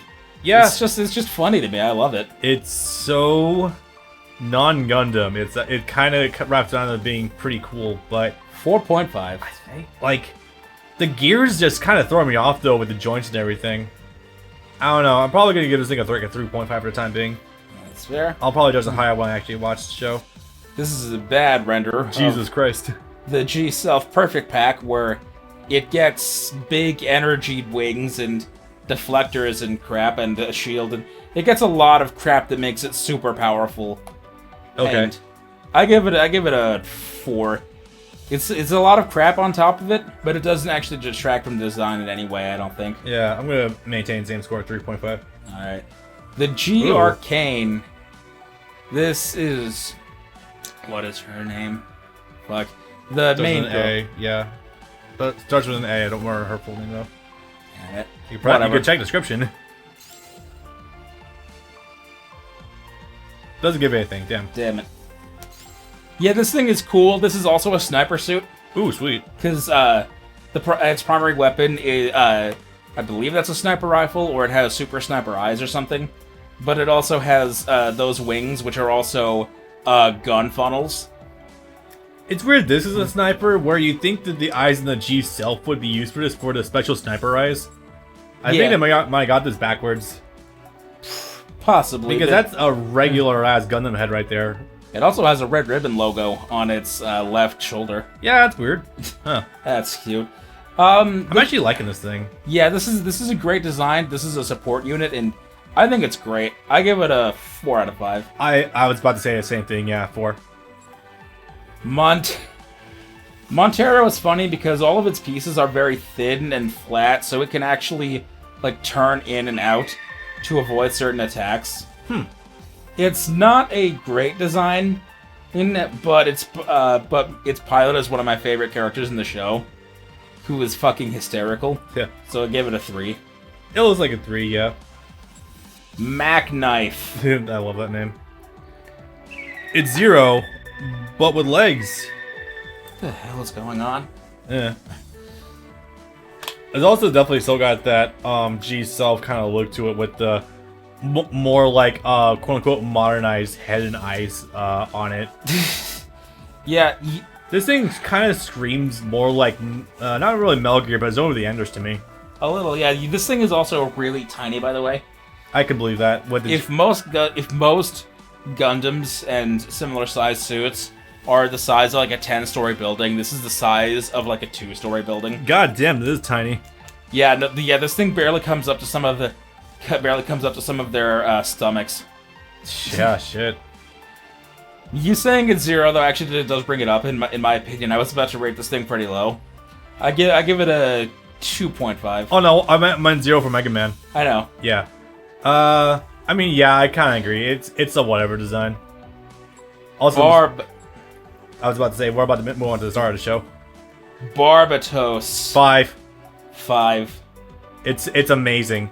It is so primal. It is is so bestial. You can see the gears beneath it. It's got such rigid armor. This thing feels like an actual like real life mech if they were to design it and it actually like looked like this. This feels like a dude that's actually been through a war and came out the other end. Like, yeah. You can see his battle scars. You can see his exposed veins and cartilage. It's horrifying, but it's amazing. And especially looking at its torso, seeing the two metal axles that hold up its entire upper body from its waist. It's painful to look at, but it's amazing. It's hypnotizing. You know, that metaphor holds up pretty well, especially when you consider Lupus and the Lupus Rex and how this thing becomes more of a demon. Oh yeah. Yep. That's great. The Barbatos Lupus is... It's fine. It's still great. I'm not as... I do like its sword a lot, actually. The Yeah. flat, blunt sword. I'm not crazy about its general design, but it's still great. I would give it a 4. I'll give it 4.5. It's only slightly diluted. It's still got that silhouette of the Barbados. It's only slightly diluted a little bit because of the heavier shoulder armor, but that's not even a big deal, really. Yep. The Guxion Rebake Full City is funny because it has arms and guns all the way along its upper body. It has 4 sets of arms and 4 full guns. So I have to give this thing a 4.5 immediately because of the crab arm and how it used that to kill that one dickhead voiced by Ben. No, it wasn't Robbie. Who was that? It was Grant George. Oh yeah, it was Grant George. Fuck, that was one of the guys. Yeah, he used that fucking scissor thing. Yeah. To just crush him to death. It was great. Literally like a trash compactor. This thing is so grody. It's amazing. Like this thing is just like literally like a low budget like mech just tossed together.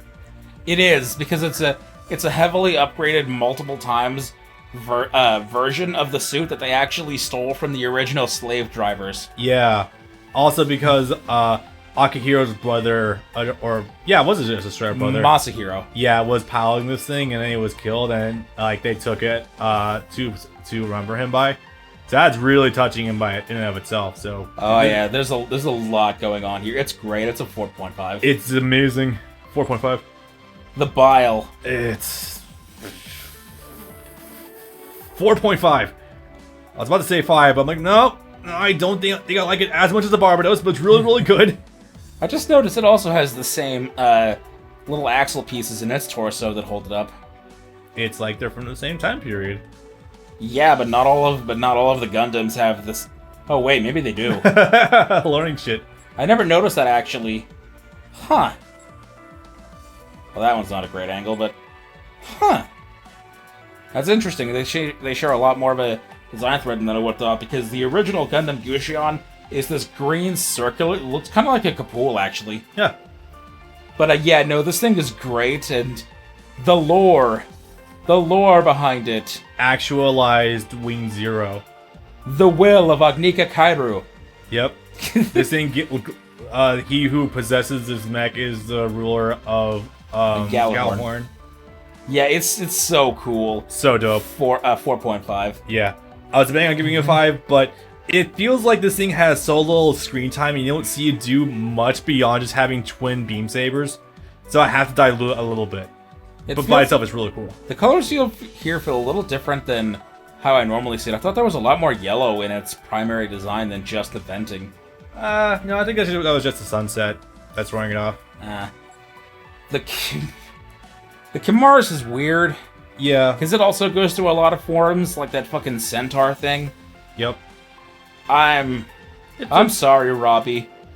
I'm not terribly crazy about Chimaris. I give it a 2. It's a whatever mech. It's like a 2.5 or a 3 for me. It's one of those two. It's neat, but it doesn't feel like a Gundam. No. Unfortunately. The man of the hour. 5. The Gundam Barbatos Lupus Rex, or Barbatos King of the Wolves, translated from Latin. There is so much to take in with this thing. Oh my god. 5 out of 5. It's perfect. The Berserk Rage mode it gets, the fact that it's gotten essentially the extension tail from that the tail blade from the Metal Gear Ray. From the Hashmal, yeah. Yeah. The claws. It's a demonified version of the Barbados, which is already a demon name by itself.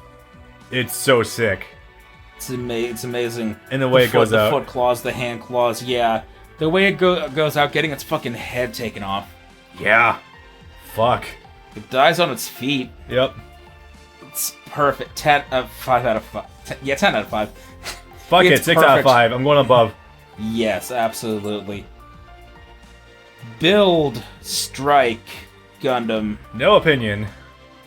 It's okay. It's whatever. I'll give it a 3. It looks kind of cute. It looks like a Strike Gundam. That is what it is. Yeah, I give it a 3. Yeah, probably thereabouts.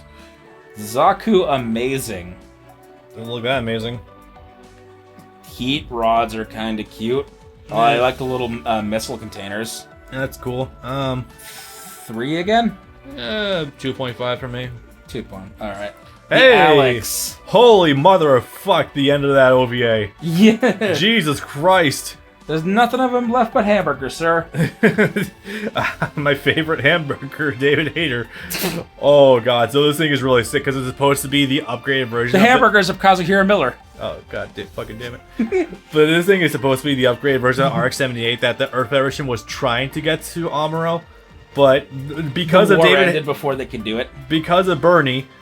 They couldn't quite get it to him, and even that didn't matter because the RX-78 was just powerful enough to keep up with Amuro, even though he himself was progressing so fast as a new type, it didn't even matter.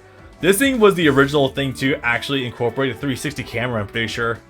This was also designed with new type abilities in mind. Yep. Which Chris wasn't even able to take advantage of, but she still fucking wrecked the camp for her. Yep. God, this thing's 4.5? I'm gonna give it a 5, actually. You know what? You're right. 5. Fuck it. This thing is amazing. God damn, I wish I could play this thing in some games. The hamburger helper. The campfire's right there, though. No, yes, but that's not what he piloted. Oh, okay. He piloted a regular Zaku with the help of the fucking stupid kid that helped set up the traps, because he was fighting with just a Heat Hawk. You're right. He didn't have any guns on him either. Oh man, so my regular opinions of the Zaku hold up, but holy fucking shit, the fact that with the right planning it almost managed to beat the Alex. It's a 4.5. It's so cool. Absolutely. I don't remember this thing. Fuck. It's a custom goof, I think. You're right. Or no, actually no. With that body, it's a Gelgoog. Oh yeah, because of the chest plate, duh. That and the legs, yeah. Yeah, this was the thing that the drunk Russian guy was piloting. Right. This thing did a number on the Alex as well, but they were able to repair it. Yeah, it's cool. It's all right. I'm not objecting to it. Like probably a 3. Maybe. I like it better than the actual Gelgoog. That's fair. 3.5. Yeah. Here we go. Oh god, here. Oh fuck. I don't actually like the GPO one that much. 2. I could deal with it if you took off the fucking thrusters. The jet engines are just why. So this in no way feels like an actual upgrade over to RX-78. I'm sorry. No. Yeah, take off the fucking thrusters and I could deal. I like the shield a lot, actually. Shield's cool. I don't think the thrusters really do much though. No, it's 2. It's a 2, yeah. The boy. I love this thing. It's terrible in motion, but it's not bad in stills. I give it a 3.5. See, I actually disagree. In the actual OVA series, it's pretty nice to look at when it's in motion, especially firing off the nuke. This thing is designed to fire a nuke and defend itself from the fallout. And somehow Sparky is able to also put a pretty good fight in it as well. I keep forgetting the guy's name. Starts with a G. God damn it. Gato. Yeah, there we go. I do actually like this thing a lot. This thing feels like a predecessor to the Double Zeta. Yeah. Yes, because it was made by Anaheim. True, yeah. I'm giving it 4.5. Alright, this thing is iconic as fuck. That's fair. The mobile armor thing. I don't care. It's fast. That's all we got. It goes very fucking quickly from where they were located to catching up to the side that was about to fall to Earth. Yeah. Oh, it's that. I don't give a shit. It's like a 2. This. I don't remember. What is this thing? This is. No, this is the fucking thing that that Shima piloted. Oh, wow. Jesus Christ. 1. 1.5. Yeah, I'm not a fan. Usual thoughts on the Gelgoog. Although the fact that it's got the colored chest plate makes it look better. The blue and green looks better than just a pure red. I give it a 2.5. Yeah, about there. Easy 8. Oh god, yes. 4.5. 4.5. It not just for the quality of 8 MS Team by itself either. Genuinely, this thing puts up a hell of a fight. Oh fuck me, does it? Against the fucking people still say to this day that the Easy 8 versus the Goof Custom is one of the best fights in all of Gundam. There's a very good reason for that. God damn. Also, this thing as a ground specific unit for the RX-78 is really sick. I think the codename is actually RX-79. Oh, you're right. Yeah, RX-79. RX-79 Sub G-Easy G. 8. G for, to denote the ground type, but yeah, it's as a mass-produced unit, it's pretty damn cool. I like it. It is a 4.5. Gundam ground type. Oh, this is the ground. Okay. Yeah. These things are big ass, heavy fucking clunkers, but they're still cool. Oh god, yeah. This thing is dope. It's made to fight in Vietnam. 4.5. It's still really strong. 4 out of 5. The backpacks are a bit much for me, but they can inject them, so that makes them better. Understandable. I think it adds to their modularity.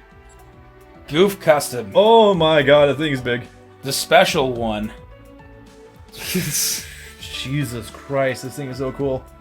It's like a 4. Is it just the curvature of the helmet, or is its eye actually a heart? No, it's the curvature of the helmet. Okay. Also, the skirt's gone replaced with a new thing. It's got a lot more detail on the chest now. The minigun is like so big. That's the. God damn, I like this thing a lot. That's fucking Megatron's gun. Practically. Yeah, I give it a 4. This thing is ridiculous. I love it. This thing is so nuts. Also, the physical sword. Yeah, goddamn. You never see those. I think we're in spin-off territory again. I think you're right. Can you click info to see where we're at? Igloo. Okay. I don't know shit about Igloo. You watched it, right? No. Oh, okay. They're technically can't. 2. I'm not. The pure robot design is something. We're rating our designs at this point for the ones we don't know. Yeah, I know. Well, I've been doing that for a while too, anyway.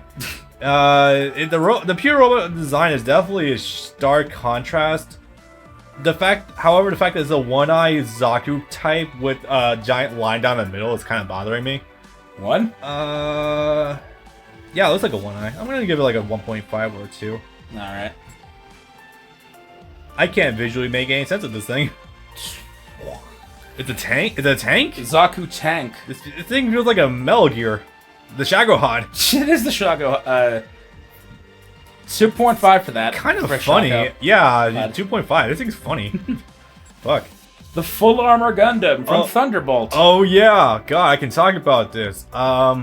It's controlled by a fucking dickhead, but it's kind of neat by itself with all the shields and stuff. It's so much. Jazz music though too, yeah, that helps as well. I'll give it a 3.5. I give it a 3. I think it's a little too much for the time period. What's supposed to be 78, for what's supposed to be the 1-year war, it's kind of fucking overkill. I like the shields. They're a good add-on, but yeah, this feels more home in Zeta than it does in 79. Yeah. The Atlas Gundam, which is also from Thunderbolt. This must be from Is that a fucking railgun? That was like a railgun.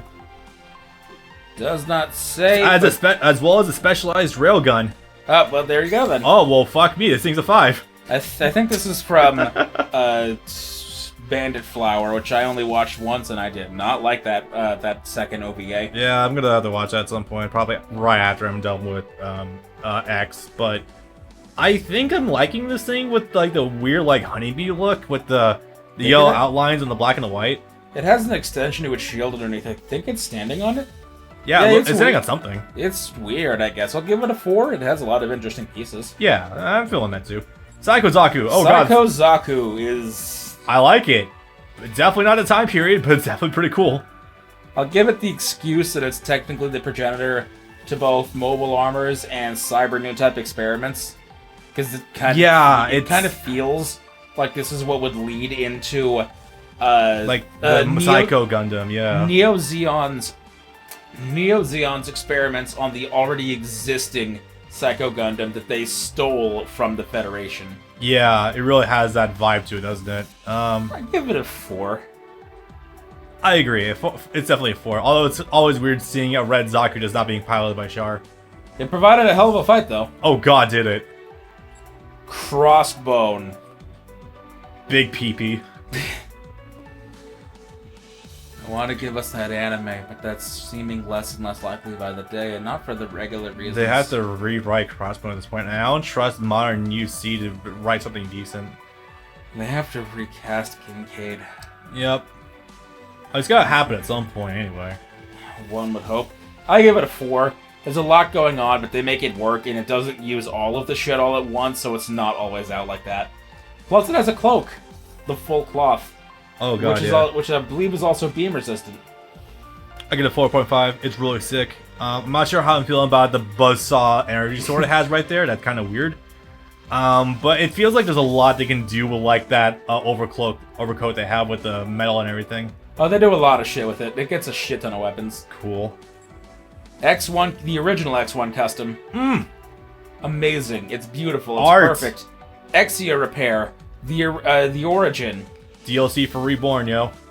Amazing. 5 out of 5. 5. You know, it's all you remember things that putting a giant cloak or piece of cloth on something as big as this, or a la putting that weird cloak on Master Chief in the trailer for Halo 5 would make it cool or seem practical, but it really does.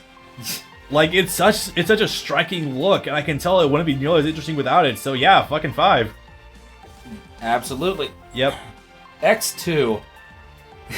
This is also purple/black. This is piloted by the Jamison Price character. Yeah. And you can tell that he's going to be evil again because his wing thruster things are pointy, not dull like the bolts on the X1. The X3 is kind of its own beast. It's piloted by Tobias, who's the little kid. Yeah. It's did we give her no, you didn't. 3.5. I'll give it a 4. I can see promise in this thing, but it's not as iconic as the X1 custom. No. This thing is a bit... This one actually... This feels like a toy again. It does. I think it's because of the chest plate. Yeah, definitely. Yeah. Like this feels like a Lego set. 3.5. I was gonna say that, yeah. Also, you know, I just realized something else. It doesn't help the fact there's a giant fucking 3 strapped to this thing's forehead. Oh, there is. I didn't even notice that. Oh yeah, that might lower your score a little bit actually for how obvious that is. Because I didn't notice it, which means it's less obvious, I'm gonna maintain the rating. Okay, that's fair. Phantom Gundam is... Oh my god, it has the eyes from the Zolowats from the Zonskare Empire, which for the time period makes sense, but that's fucking creepy. The Zolowat is the thing that I said a couple of times has imperfect cells eyes. Oh yeah, I remember that. We were talking about that earlier. That creepy, but not terrible. This is a good guy suit. Oh wow, okay. There's a lot to... Yeah. It's almost got like a V2 Gundam look to it with the chest and everything. Yes, yeah, because this is actually takes place around that time. Yeah, also... Because the crossbone hole takes place over a span of about 40 years. You know something else? I'm loving the amount of energy swords in this series that have like that cutlass look to them because of the hilt. Oh yeah, they're definitely going for a cutlass or a rapier look for in most of Crossbone. Yeah, that's pretty pretty neat. I want to go to Jupiter, guys. There's a lot of different elements in here, but I like the mix actually. I'm going to give it a 4, even though it probably doesn't deserve that much. But I like the way the pieces come together. It's doing enough for me with the streamlined exhaust pipes on the back, the jets there. That it looks a lot like the Sinanjus, and that's a really cool touch. There's nothing like overly designed here. It actually looks kind of nice. Like, I'm feeling a 4. That's nice. Yeah. This, I believe, is from a PS1 game. I think you're right. And hey, 01 MS Teen.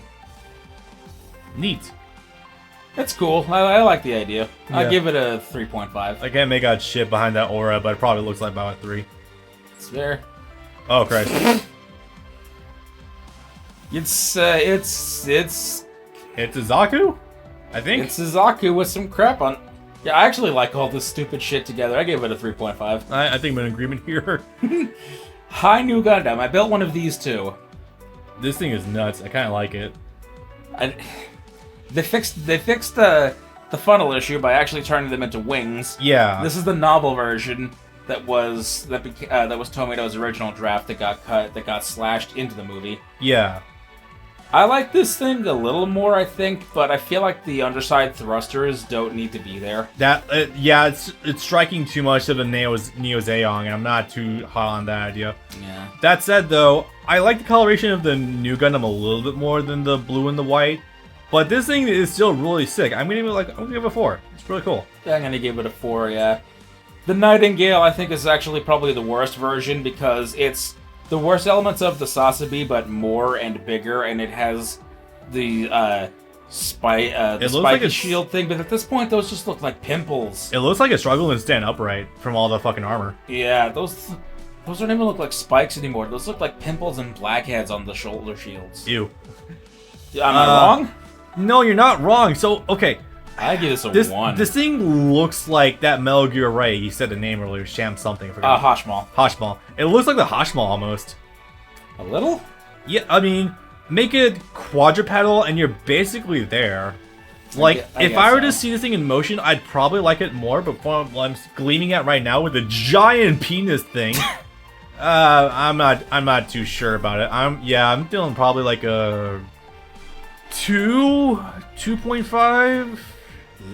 Please let this thing not suck in motion, and it might be pretty cool. Astray. Now we're at some fun things. Oh boy. The Astray becomes a samurai. So just straight up, the Astray units and Seed are amazing, and they're probably some of the best grunt suits I've ever seen in the franchise. Oh no, they're Gundams, or Yeah. they're not. They're not Gundams, but they're basically Gundams. Yeah. These things are fucking. The Astrayas is what you're thinking of, but yeah, these are really cool. Yeah. The blue frame and the red frame. This looks fucking sick. I give this a 4.5. I'm giving it a 4, just because the katana is a bit much, but that's fine. It's still real cool. Red Custom. And it got even more nuts. Oh my god. 5. 4.5. Fair. Just because of my score from the last one, but this is definitely an improvement. It looks like it's going into Seed. No, not Seed, 00. Yeah. Fucking. They took the samurai over the. This is the ideal Grandmaker Gundam. I think you're right. Because it's got the sword, it's actually got them more accentuated and properly shaped, and it actually has actual katana-looking sheath. Yeah, shit. Red frame dragon. It keeps getting bigger. God damn. More katana, add guns, add laser, add extra guns. I don't like this one as much as the last one, but this is still pretty damn cool. I give this a 4. I'm feeling 4 as well, yeah.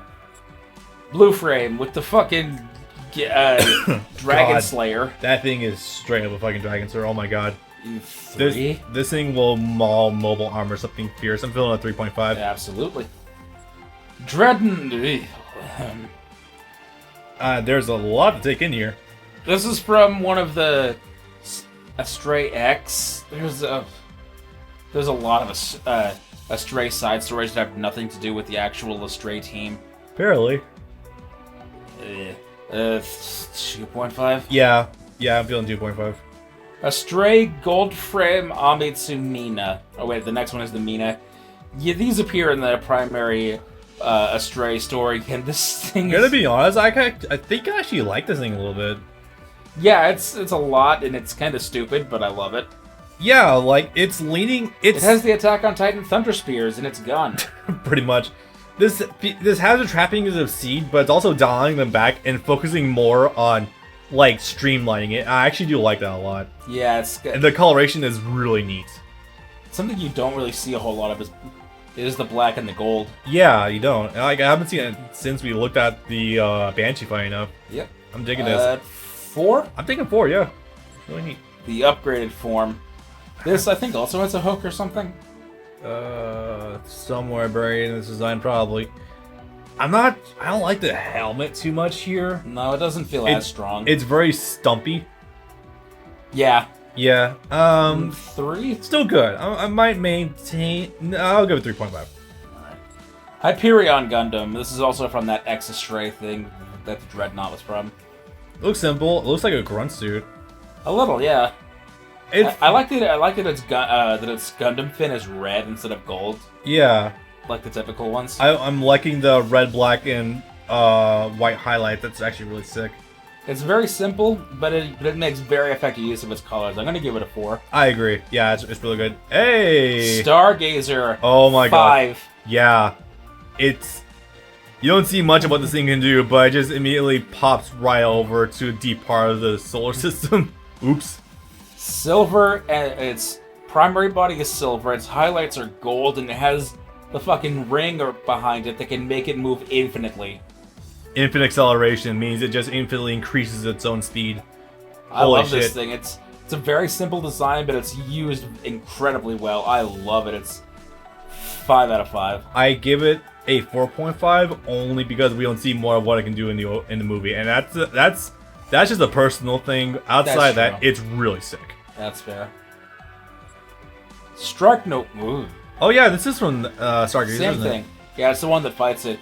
Yeah. There's a lot of. I didn't remember it having stuff on its shoulders. No kidding. Yeah, Goddamn. those are fun. Those probably look like they fold up in something simple and small. I find it funny that apparently the Strike Gundam performs so well in combat that they made a million variants of it. Yeah. The Strike Daggers and the Strike Noir here and a handful of others. Yeah. Yeah, this thing is a bit much, but it still looks pretty cool. I would give it a 4. It feels like they imported something from IBO into Seed, and I'm kind of liking this a lot. Yeah, it does, doesn't it? Yeah, I'm giving it closer to 4.5, but I'm sticking 4. Alright. I think we're back in video game territory. Give it a check with the button. That I did. Oh, That thank helps. you, guys. Thank you. I can read this kanji. No, I can't. It's 2. It feels double zeta for me, but it's also it's like kind- way it's too trying to dense. be. It's way too dense. And its neck vents are hideous. Yeah, two. 2. The She Gundam is from Hathaway's Flash. That's what Hathaway pilots this thing, and everything in that novel are ugly. It's made of triangle. Jesus Christ. It's also not very. Would that technically be when they started on making the smaller Gundams? if it comes chronologically before F91, technically. Maybe. Yeah, this thing is ugly. I gave it a 1. It's rough. I'm sticking 2 for right now. Maybe it'll turn out to be better in motion. Who knows?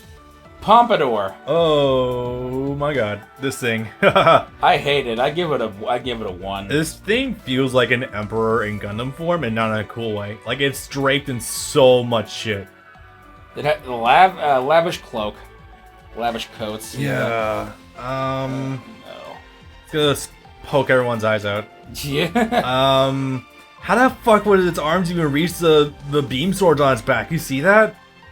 To probably lower down to it. Or maybe like the cloak can move upwards. Maybe it can shed the cloak. I don't know. Like, I liked the color scheme of this thing. We've gotten subbed versions of the Hathaway Splash trailers. Hopefully we get an English release of that movie not too long after the Japanese release comes out in June. Considering it's mainline UC, it definitely will, but I'm tentative on if we actually get a competent director for it in English. Who knows? Let's hope that the narrative is a one-off. Yeah, I'm feeling probably just 1.5 for the time being. Alright. Johnny Ridden's Zaku 2, which is basically the same thing, but with some added pieces. Certainly is a Zaku. It certainly is red too.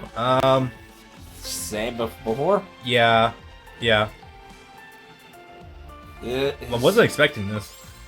Okay, this is Still from... MSV. Yeah. Okay, so this is not a Slash Zaku Phantom like I initially thought. This is just a regular ass Zaku 2.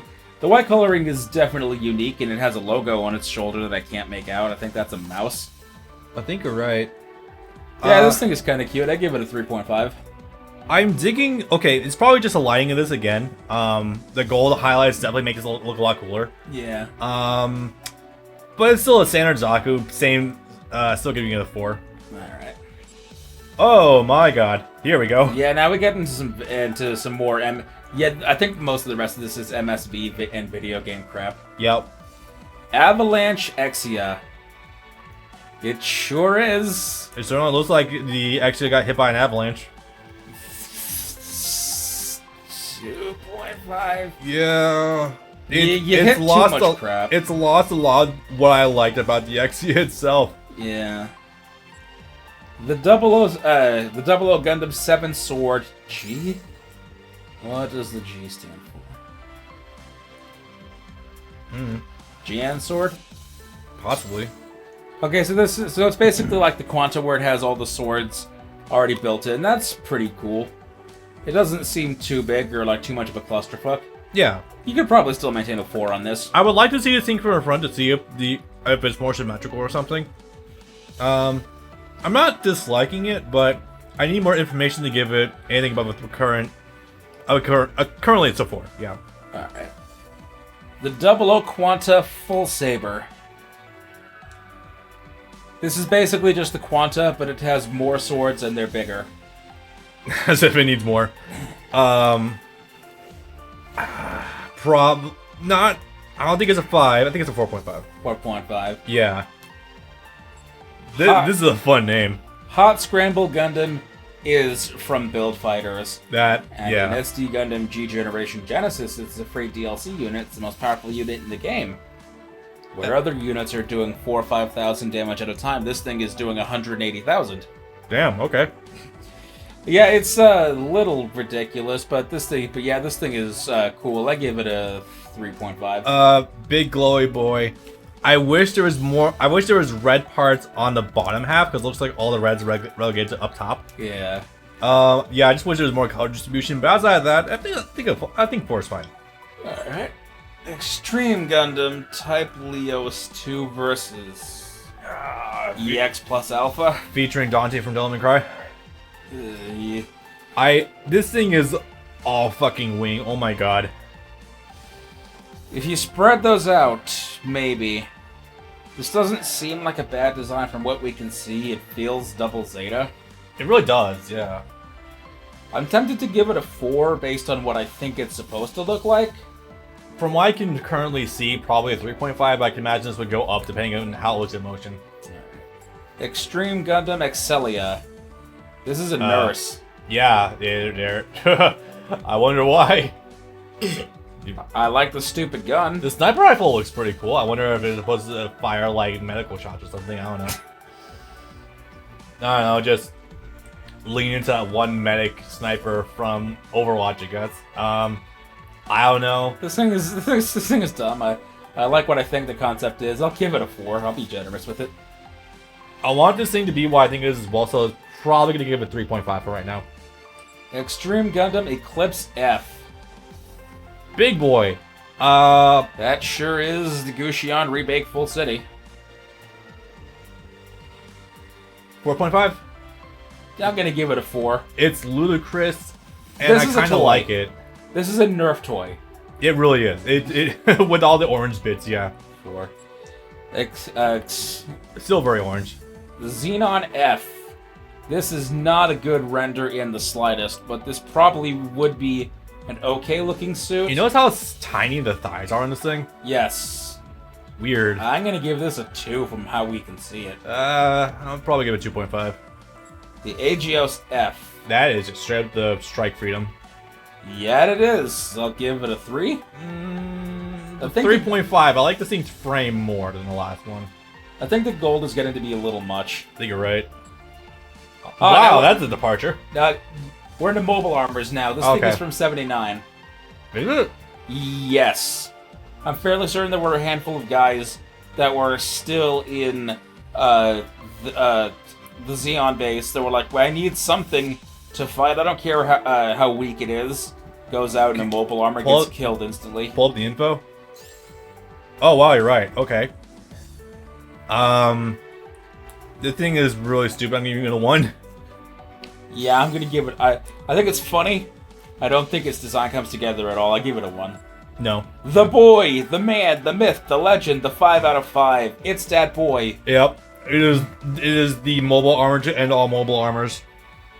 5 out of 5. Has objectively not been surpassed since 5 out of 5.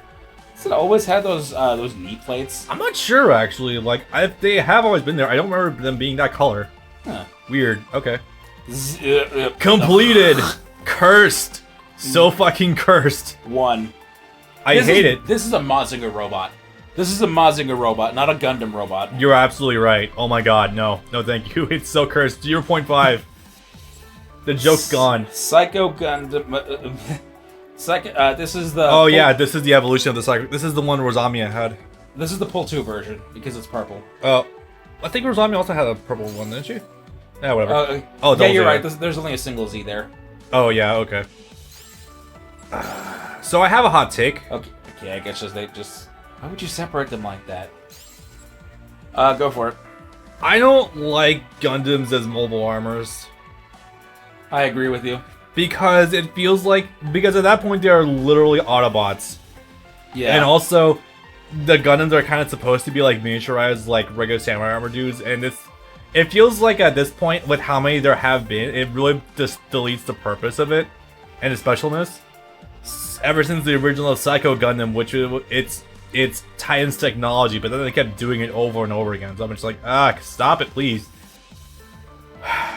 I don't like this thing as much as the original Psycho Gundam. No. I feel like if you were to do a mobile armor version with the Gundam, the Psycho Gundam was basically perfect for it. But this thing just feels less Gundam and more skyscraper. The purple takes away from it. It looked better in pure black. I also hate the textures. God damn. Yeah. Like, if I'm being real, it feels like the original didn't have that many stupid gun holes. Yeah, I think it didn't. I give it a 1.5. I'm not a fan. This thing is literally just a Zippo. And this isn't my favoritism. It's a matchbox. And this isn't my favoritism of for Murasame talking either. So how about this form, since it's technically another 2? I don't even know what this is supposed to be. I don't know why it does this. This is the folded up version that's easy. It's the folded up version that can actually fit into ships, hangars, and carriers. So you're saying this is the Wave Rider form? Yes. That's a funny thought. Because this is what appears over fucking Hong Kong. It is. It's so dumb. It's a 1. I don't understand the ethos of this idea. Jesus Christ! It's an actual skyscraper. 2.5. Queen Mantha. Yes, I like this design better than the Kshatriya. It's simple. It's a little basic. I think it works better. I think it's nowhere near as complicated. And I like seeing the wires actually running through the upper body. That show you how everything is connected. Yeah. It's the pieces just come together better. And again, it's simple. It's a mobile armor. It's fucking huge, but it doesn't feel that huge by comparison. It doesn't. This thing looks like it's just the size of a double Zeta, maybe. I give this thing a 4, actually. Yeah, it's really nice. I like it. Rafflesia. So I have a funny thing to share about this name. Funny enough. But Rafflesia or Lamantha? Okay, the second one. Okay, so when I was a kid, I had the Yu-Gi-Oh card of this thing, Rafflesia Seduction. When I was a kid, I was pronounced Rafflesia, and I still kind of pronounce it like that. Yeah, I see people do that. So whenever I hear people say Rafflesia, I'm just like, wait, what? Oh, Rafflesia. Oh, okay, sorry. So that's the thing on me, because Yu-Gi-Oh cards had weird ass fucking translations back in the day. Yeah, no, I get you. I can see how people would do that. Because it wasn't played in the anime either, so that fucked with me. So, yeah. Anyway, this thing is from F91, right? Yeah. Used by Vader. Yeah, Darth Vader literally sits in the middle. You can see his capsule there. Yeah. And it's powered by his literal new type brainwaves. Yeah. Because the helmet literally has cables extending into his skull. Yep. I had vowed to never take this helmet off of me again, and he never did. Not sure he physically could either. You can see his face exactly once in the movie in a picture frame that turns into a flashback. Yep. And that's the only time you see what his head actually looks like, and he's just a regular-ass dude. So I don't know why you would bother hiding that. Uh-huh.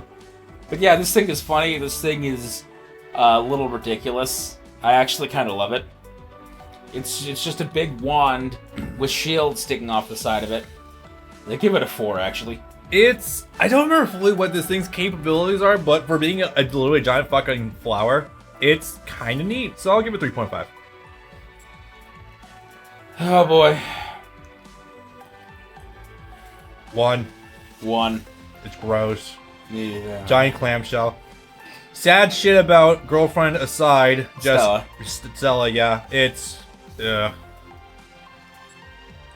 Strike Freedom Gundam Meteor.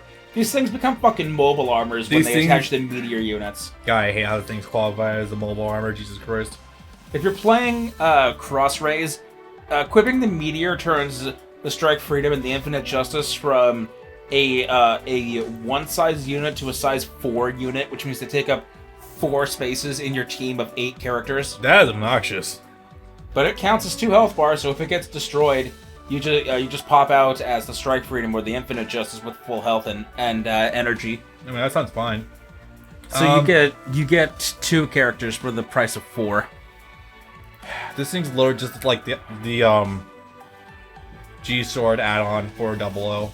I hate these things. They're ridiculous looking. They're so cumbersome. They don't even do anything in actual combat. Sure, they stop lasers or whatever, or they maybe take out crowds, but they never use them against their actual enemies. They have giant against cannons. Their ranked units. They have giant cannons, but literally that's not something that the Strike Freedom can't do by itself. No. It make big laser bigger. It's kind of a moot point. 2. 0.5. I give it a 0.5. Oh, okay. Like literally, they are literally just things that you can just grab onto and tell you're a mobile armor. Yeah. It's so dumb. Same score. Fair. Speaking of which. Oh yeah. I 1. You would think that my personal bias for 00 would say that I immediately give this a 3. No, I actually don't like the GN arms that much. No, these things are kind of gross. Yeah, excuse me, and it's even kind of worse. Excuse me, when you stick the Cherubim into it. No, the Dynamis, sorry. Dynamis. So yeah, it's like a 1.5. I don't care. It's better than what you had with the Meteor, but I don't care. You know. The Regnant. What the hell is this thing? This is what Louise got put into. Oh god, it is. This thing is a bean. I think it's the texture that throws me off of this thing. Jesus Christ. It's a bean with wings. This says that there's supposed to be some sort of sexual undertone to me, but I don't see it. It's an ovary. I mean, maybe. Like, this thing looks so alien. Like, is the bean supposed to be a vagina or an ovary? Like, the bean is an ovary, and I guess maybe the red part is the actual amniotic sac. I have no... Like, this looks so weird. Like, it just has to be conveying something. But it's so dumb that I can't put my name on it. The uterus holding the egg? Possibly.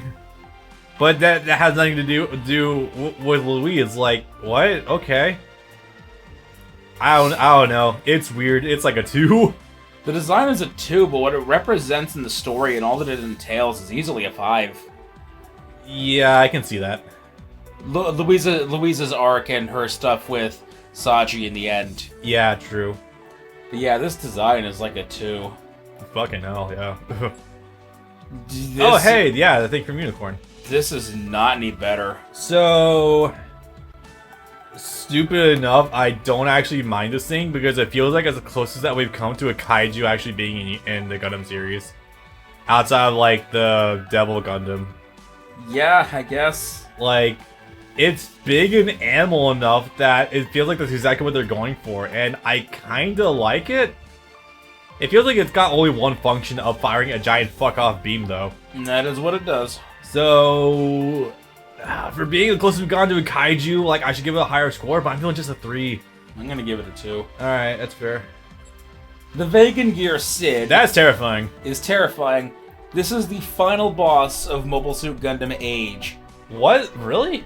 Yes. Oh my... Okay. After Zehart dies to Asamu, when they finally get to have their heart-to-heart when one of them is dying... Then it's like, well, we have one final suit that we the Vegans can use Otherwise, we're literally going to be genocided here. We have nothing to lose. We may as well put out this thing. Thanks, Flitler. That's untested and that we're not sure, and we literally test tube grew its pilot. Oh, goody. Yeah, there's a guy in there. Oh man. This thing is cool and it's terrifying. My eyes can't focus away from the void in the middle of its face with the two eyes in the middle. That is so Kingdom Hearts for a series as Gundam. Oh my god. It's like looking at the underside of Kabuto for the first time. Kind of. The Pokemon, not the Naruto. I know. For the audience. So... For gore audience. Yeah, that's fair. So, I like it. Maybe it's just this render, but this is creepy as fuck, and I like it for that. If you want to read up on it at all. I feel like I read this before, but it's fine. In terms of visuals from this render alone, I'm giving like a 4.5. This is nuts. Yeah. This actually screams final boss to me. Yeah, I'm gonna go with the same. This is a 4.5. This is a monstrosity. This is the exact idea of what fucking Sunrise needs to be conveying with Gundam, where it's supposed to be drawing up the horrors of war instead of glorifying it with the unicorn. This is exactly it. This is fucking horrifying, and it's cool. Damn it. What's his fucking name? Lavos. Chrono Trigger. Oh, yeah. The weird cell-looking thing? Yeah, the guy that starts out as a giant bug shell, then you crawl inside it, then cells inside it. Then yeah. Then it turns into fallopian tubes. Thank you, Toriyama. Yeah, this thing is amazing. Yeah, this thing is nutty. I fucking love it. 4.5. Yeah. Oh, that's ugly. I literally don't give half a shit. 1.5. Even though it goes immensely fast, I don't care. It's a 1. What the actual fuck? 8th MST. Okay. Oh, this is the thing that the guy was writing at the end, and this is the thing that the brother dies in. The brother dies in, and the girl just says that you literally created your mother's womb to die in. Bro. Holy shit, that visual though. Jesus. You can't unsee it. Yeah? This thing feels so out of place. Okay. When it comes to 8th MS team, I think people usually assume that really sick ass fight in the city with the Easy 8 is like the final fight against the Goof, but no, this thing is the final boss. I can't think of 8th MS team anymore without thinking of the guy that was voiced by Cosmo from Fairly Odd Parents. Oh my god. One of the Xeon guys, the brother guy's best friend. Yeah, I think I know who you're talking about. Shit, that's really funny. I love 90s voice actors who made transitions to the 2000s. It's some wild shit you find. Anyway, yeah, the thing's ridiculous looking. I remember looking different, so well, I'll give it like a 2.5 for the funny analogy. And lastly, the Divinidad. That is a weird-ass synchro monster. This... What the fuck were they called? Series. 5Ds. The end, Oh, yeah. I don't remember robots, myself. they absorbed synchros. I know what you're talking about. Mech Lords. Mech Lords, yes. Mech Lord Emperors, yes. And the only reason I came with that name was because of Rada going, is that Mech Lord's butthole? Yeah, this is the mobile armor piloted by the leader of the Jupiter Empire in the first Crossbones series. Because of course that all adds up now. Crew Dogati. And yeah, he's in there in a tube connected to his brain. Because, oh yeah, the Palpatine looking guy, yeah. Yes. It's kind of fucked. It's a giant skeleton, you realize that? Like the chest plate is just a ribcage. Yeah, this... Kind of gnarly, but I don't mind it. 4? For what it's worth, this is one of the better mobile armor designs we've seen. It's an original design. Well, no wonder.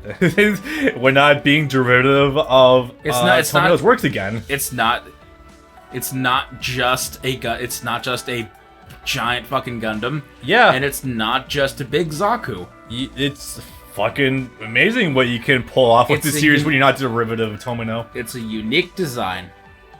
Fucking god. I want crossbone content, but I know there's a lot of like weaving and dodging you have to do to avoid the bad shit with that. God damn it. Anyway, this thing's amazing. I'm giving it a 4.5. All right. This thing is dope. And that is every mobile suit in this game. But it's a shame because I'm watching X right now. I know for a fact there's way more. Yeah. These games are sadly selective. Yeah, like the mobile armor that is in there that was piloted by blonde dude. Oops. Oh, it's even mobile armor. It's just a giant ship. No wonder. Which one? Oh yeah, the fucking the vagina lips. Yeah, the vagina mobile lips that armor. had sperm come out of it that were lasers. God, that was nuts. Yeah, and there's everything all together. The characters with their suits. We're not going to run through this whole thing because that's pointless. Yeah. Right now, but just seeing them together for some sense of grander perspective. Yeah, you know what? I'll just list off my 5 favorites. Why the fuck not? Actually, it is a good thing you mentioned that specifically. Where are you? Because you have your own lineup, I think, right? Okay, where? This is probably outdated now, but yeah, this game lets you pick your 10 favorite mobile suits to keep in rotation. Yeah. Adds up. And good choices. So let's see. My 5 favorites, I think. Well, yeah, at this point in time, I'm probably gonna put the double Zeta on there. Fuck it. It's really nice. Thanks. I'm also gonna put the Lupus Rex on there. Absolutely. The Axia is boring. You know what? No. Quanta, you convinced me. Fuck it. Yeah, you talked me into the Quanta. Is the Double O Riser even in this game? Because we have the Avalanche. And we have the Exia, we have the Quanta. Give me a sec. You have the Double O as well. No. No Double O Riser. Holy shit, okay. Huh. That is really bizarre. Crazy. Okay, so that's 3. What else to choose from? I guess the Standard Mark II to be mildly boring, but it's also a classic and feels like an actually good design. Yeah, it's really good. Yeah. And I feel like I should choose something that's not a fucking Gundam. I probably should. Fuck me though. What? God, the non-Gundam. I'm realizing the non-Gundam designs in the series are so hit and miss sometimes. Like they just go all over the goddamn place. This is a tricky one.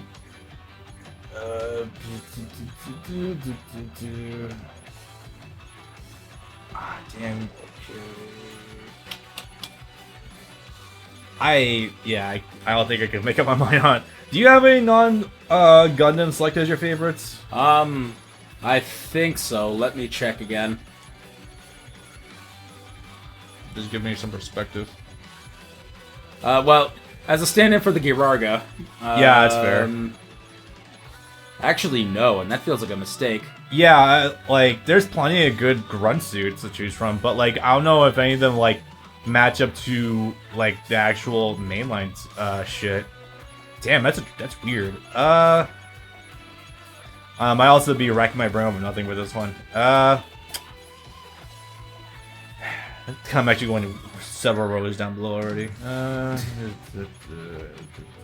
You know what? I was thinking of the Versago for a second. The Versago is a Gundam. I know, and then I realized, no, it's not. It's a Gundam, Bob. Despite the fact that you think it's not. You know what? Fuck it. I'm. This? Yeah, probably. Okay, favorite non-Gundam, absolutely the Susanoo. And also up there with like the Big Zam. Yes. And not the Sinaju. Well, the Zanju's neat, but not that neat. Shit, I am at a loss. Okay, for our last favorite overall, I'm probably gonna go with the Gundam Bile. Completely fair. Yeah, it's so neat. But damn though, like there's actually not a lot of grunt suits I particularly gravitate toward. Does that count? Or is Goof generic enough in general that it doesn't? You know what? Yeah, that's fair. I get the goof in general is really good. I could probably just say that. Alright. Although the Psycho Zaku is really good too. Like, I'm actually liking that guy a lot. Yeah. Johnny on Bosch is pretty cool. Yeah. These technically aren't Gundams. They are grunt suits, technically speaking. You are right. The Red Stray is really good too.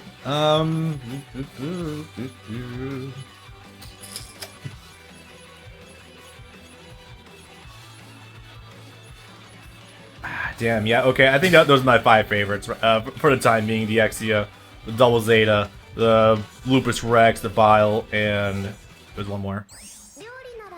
The Goof. The Goof, yeah. It's Susanoo. Yeah. Yeah. That's fair. Okay. Alright. That was a pop. That a good thing or a bad thing? That was a decent thing. Alright, I guess we'll catch you guys later.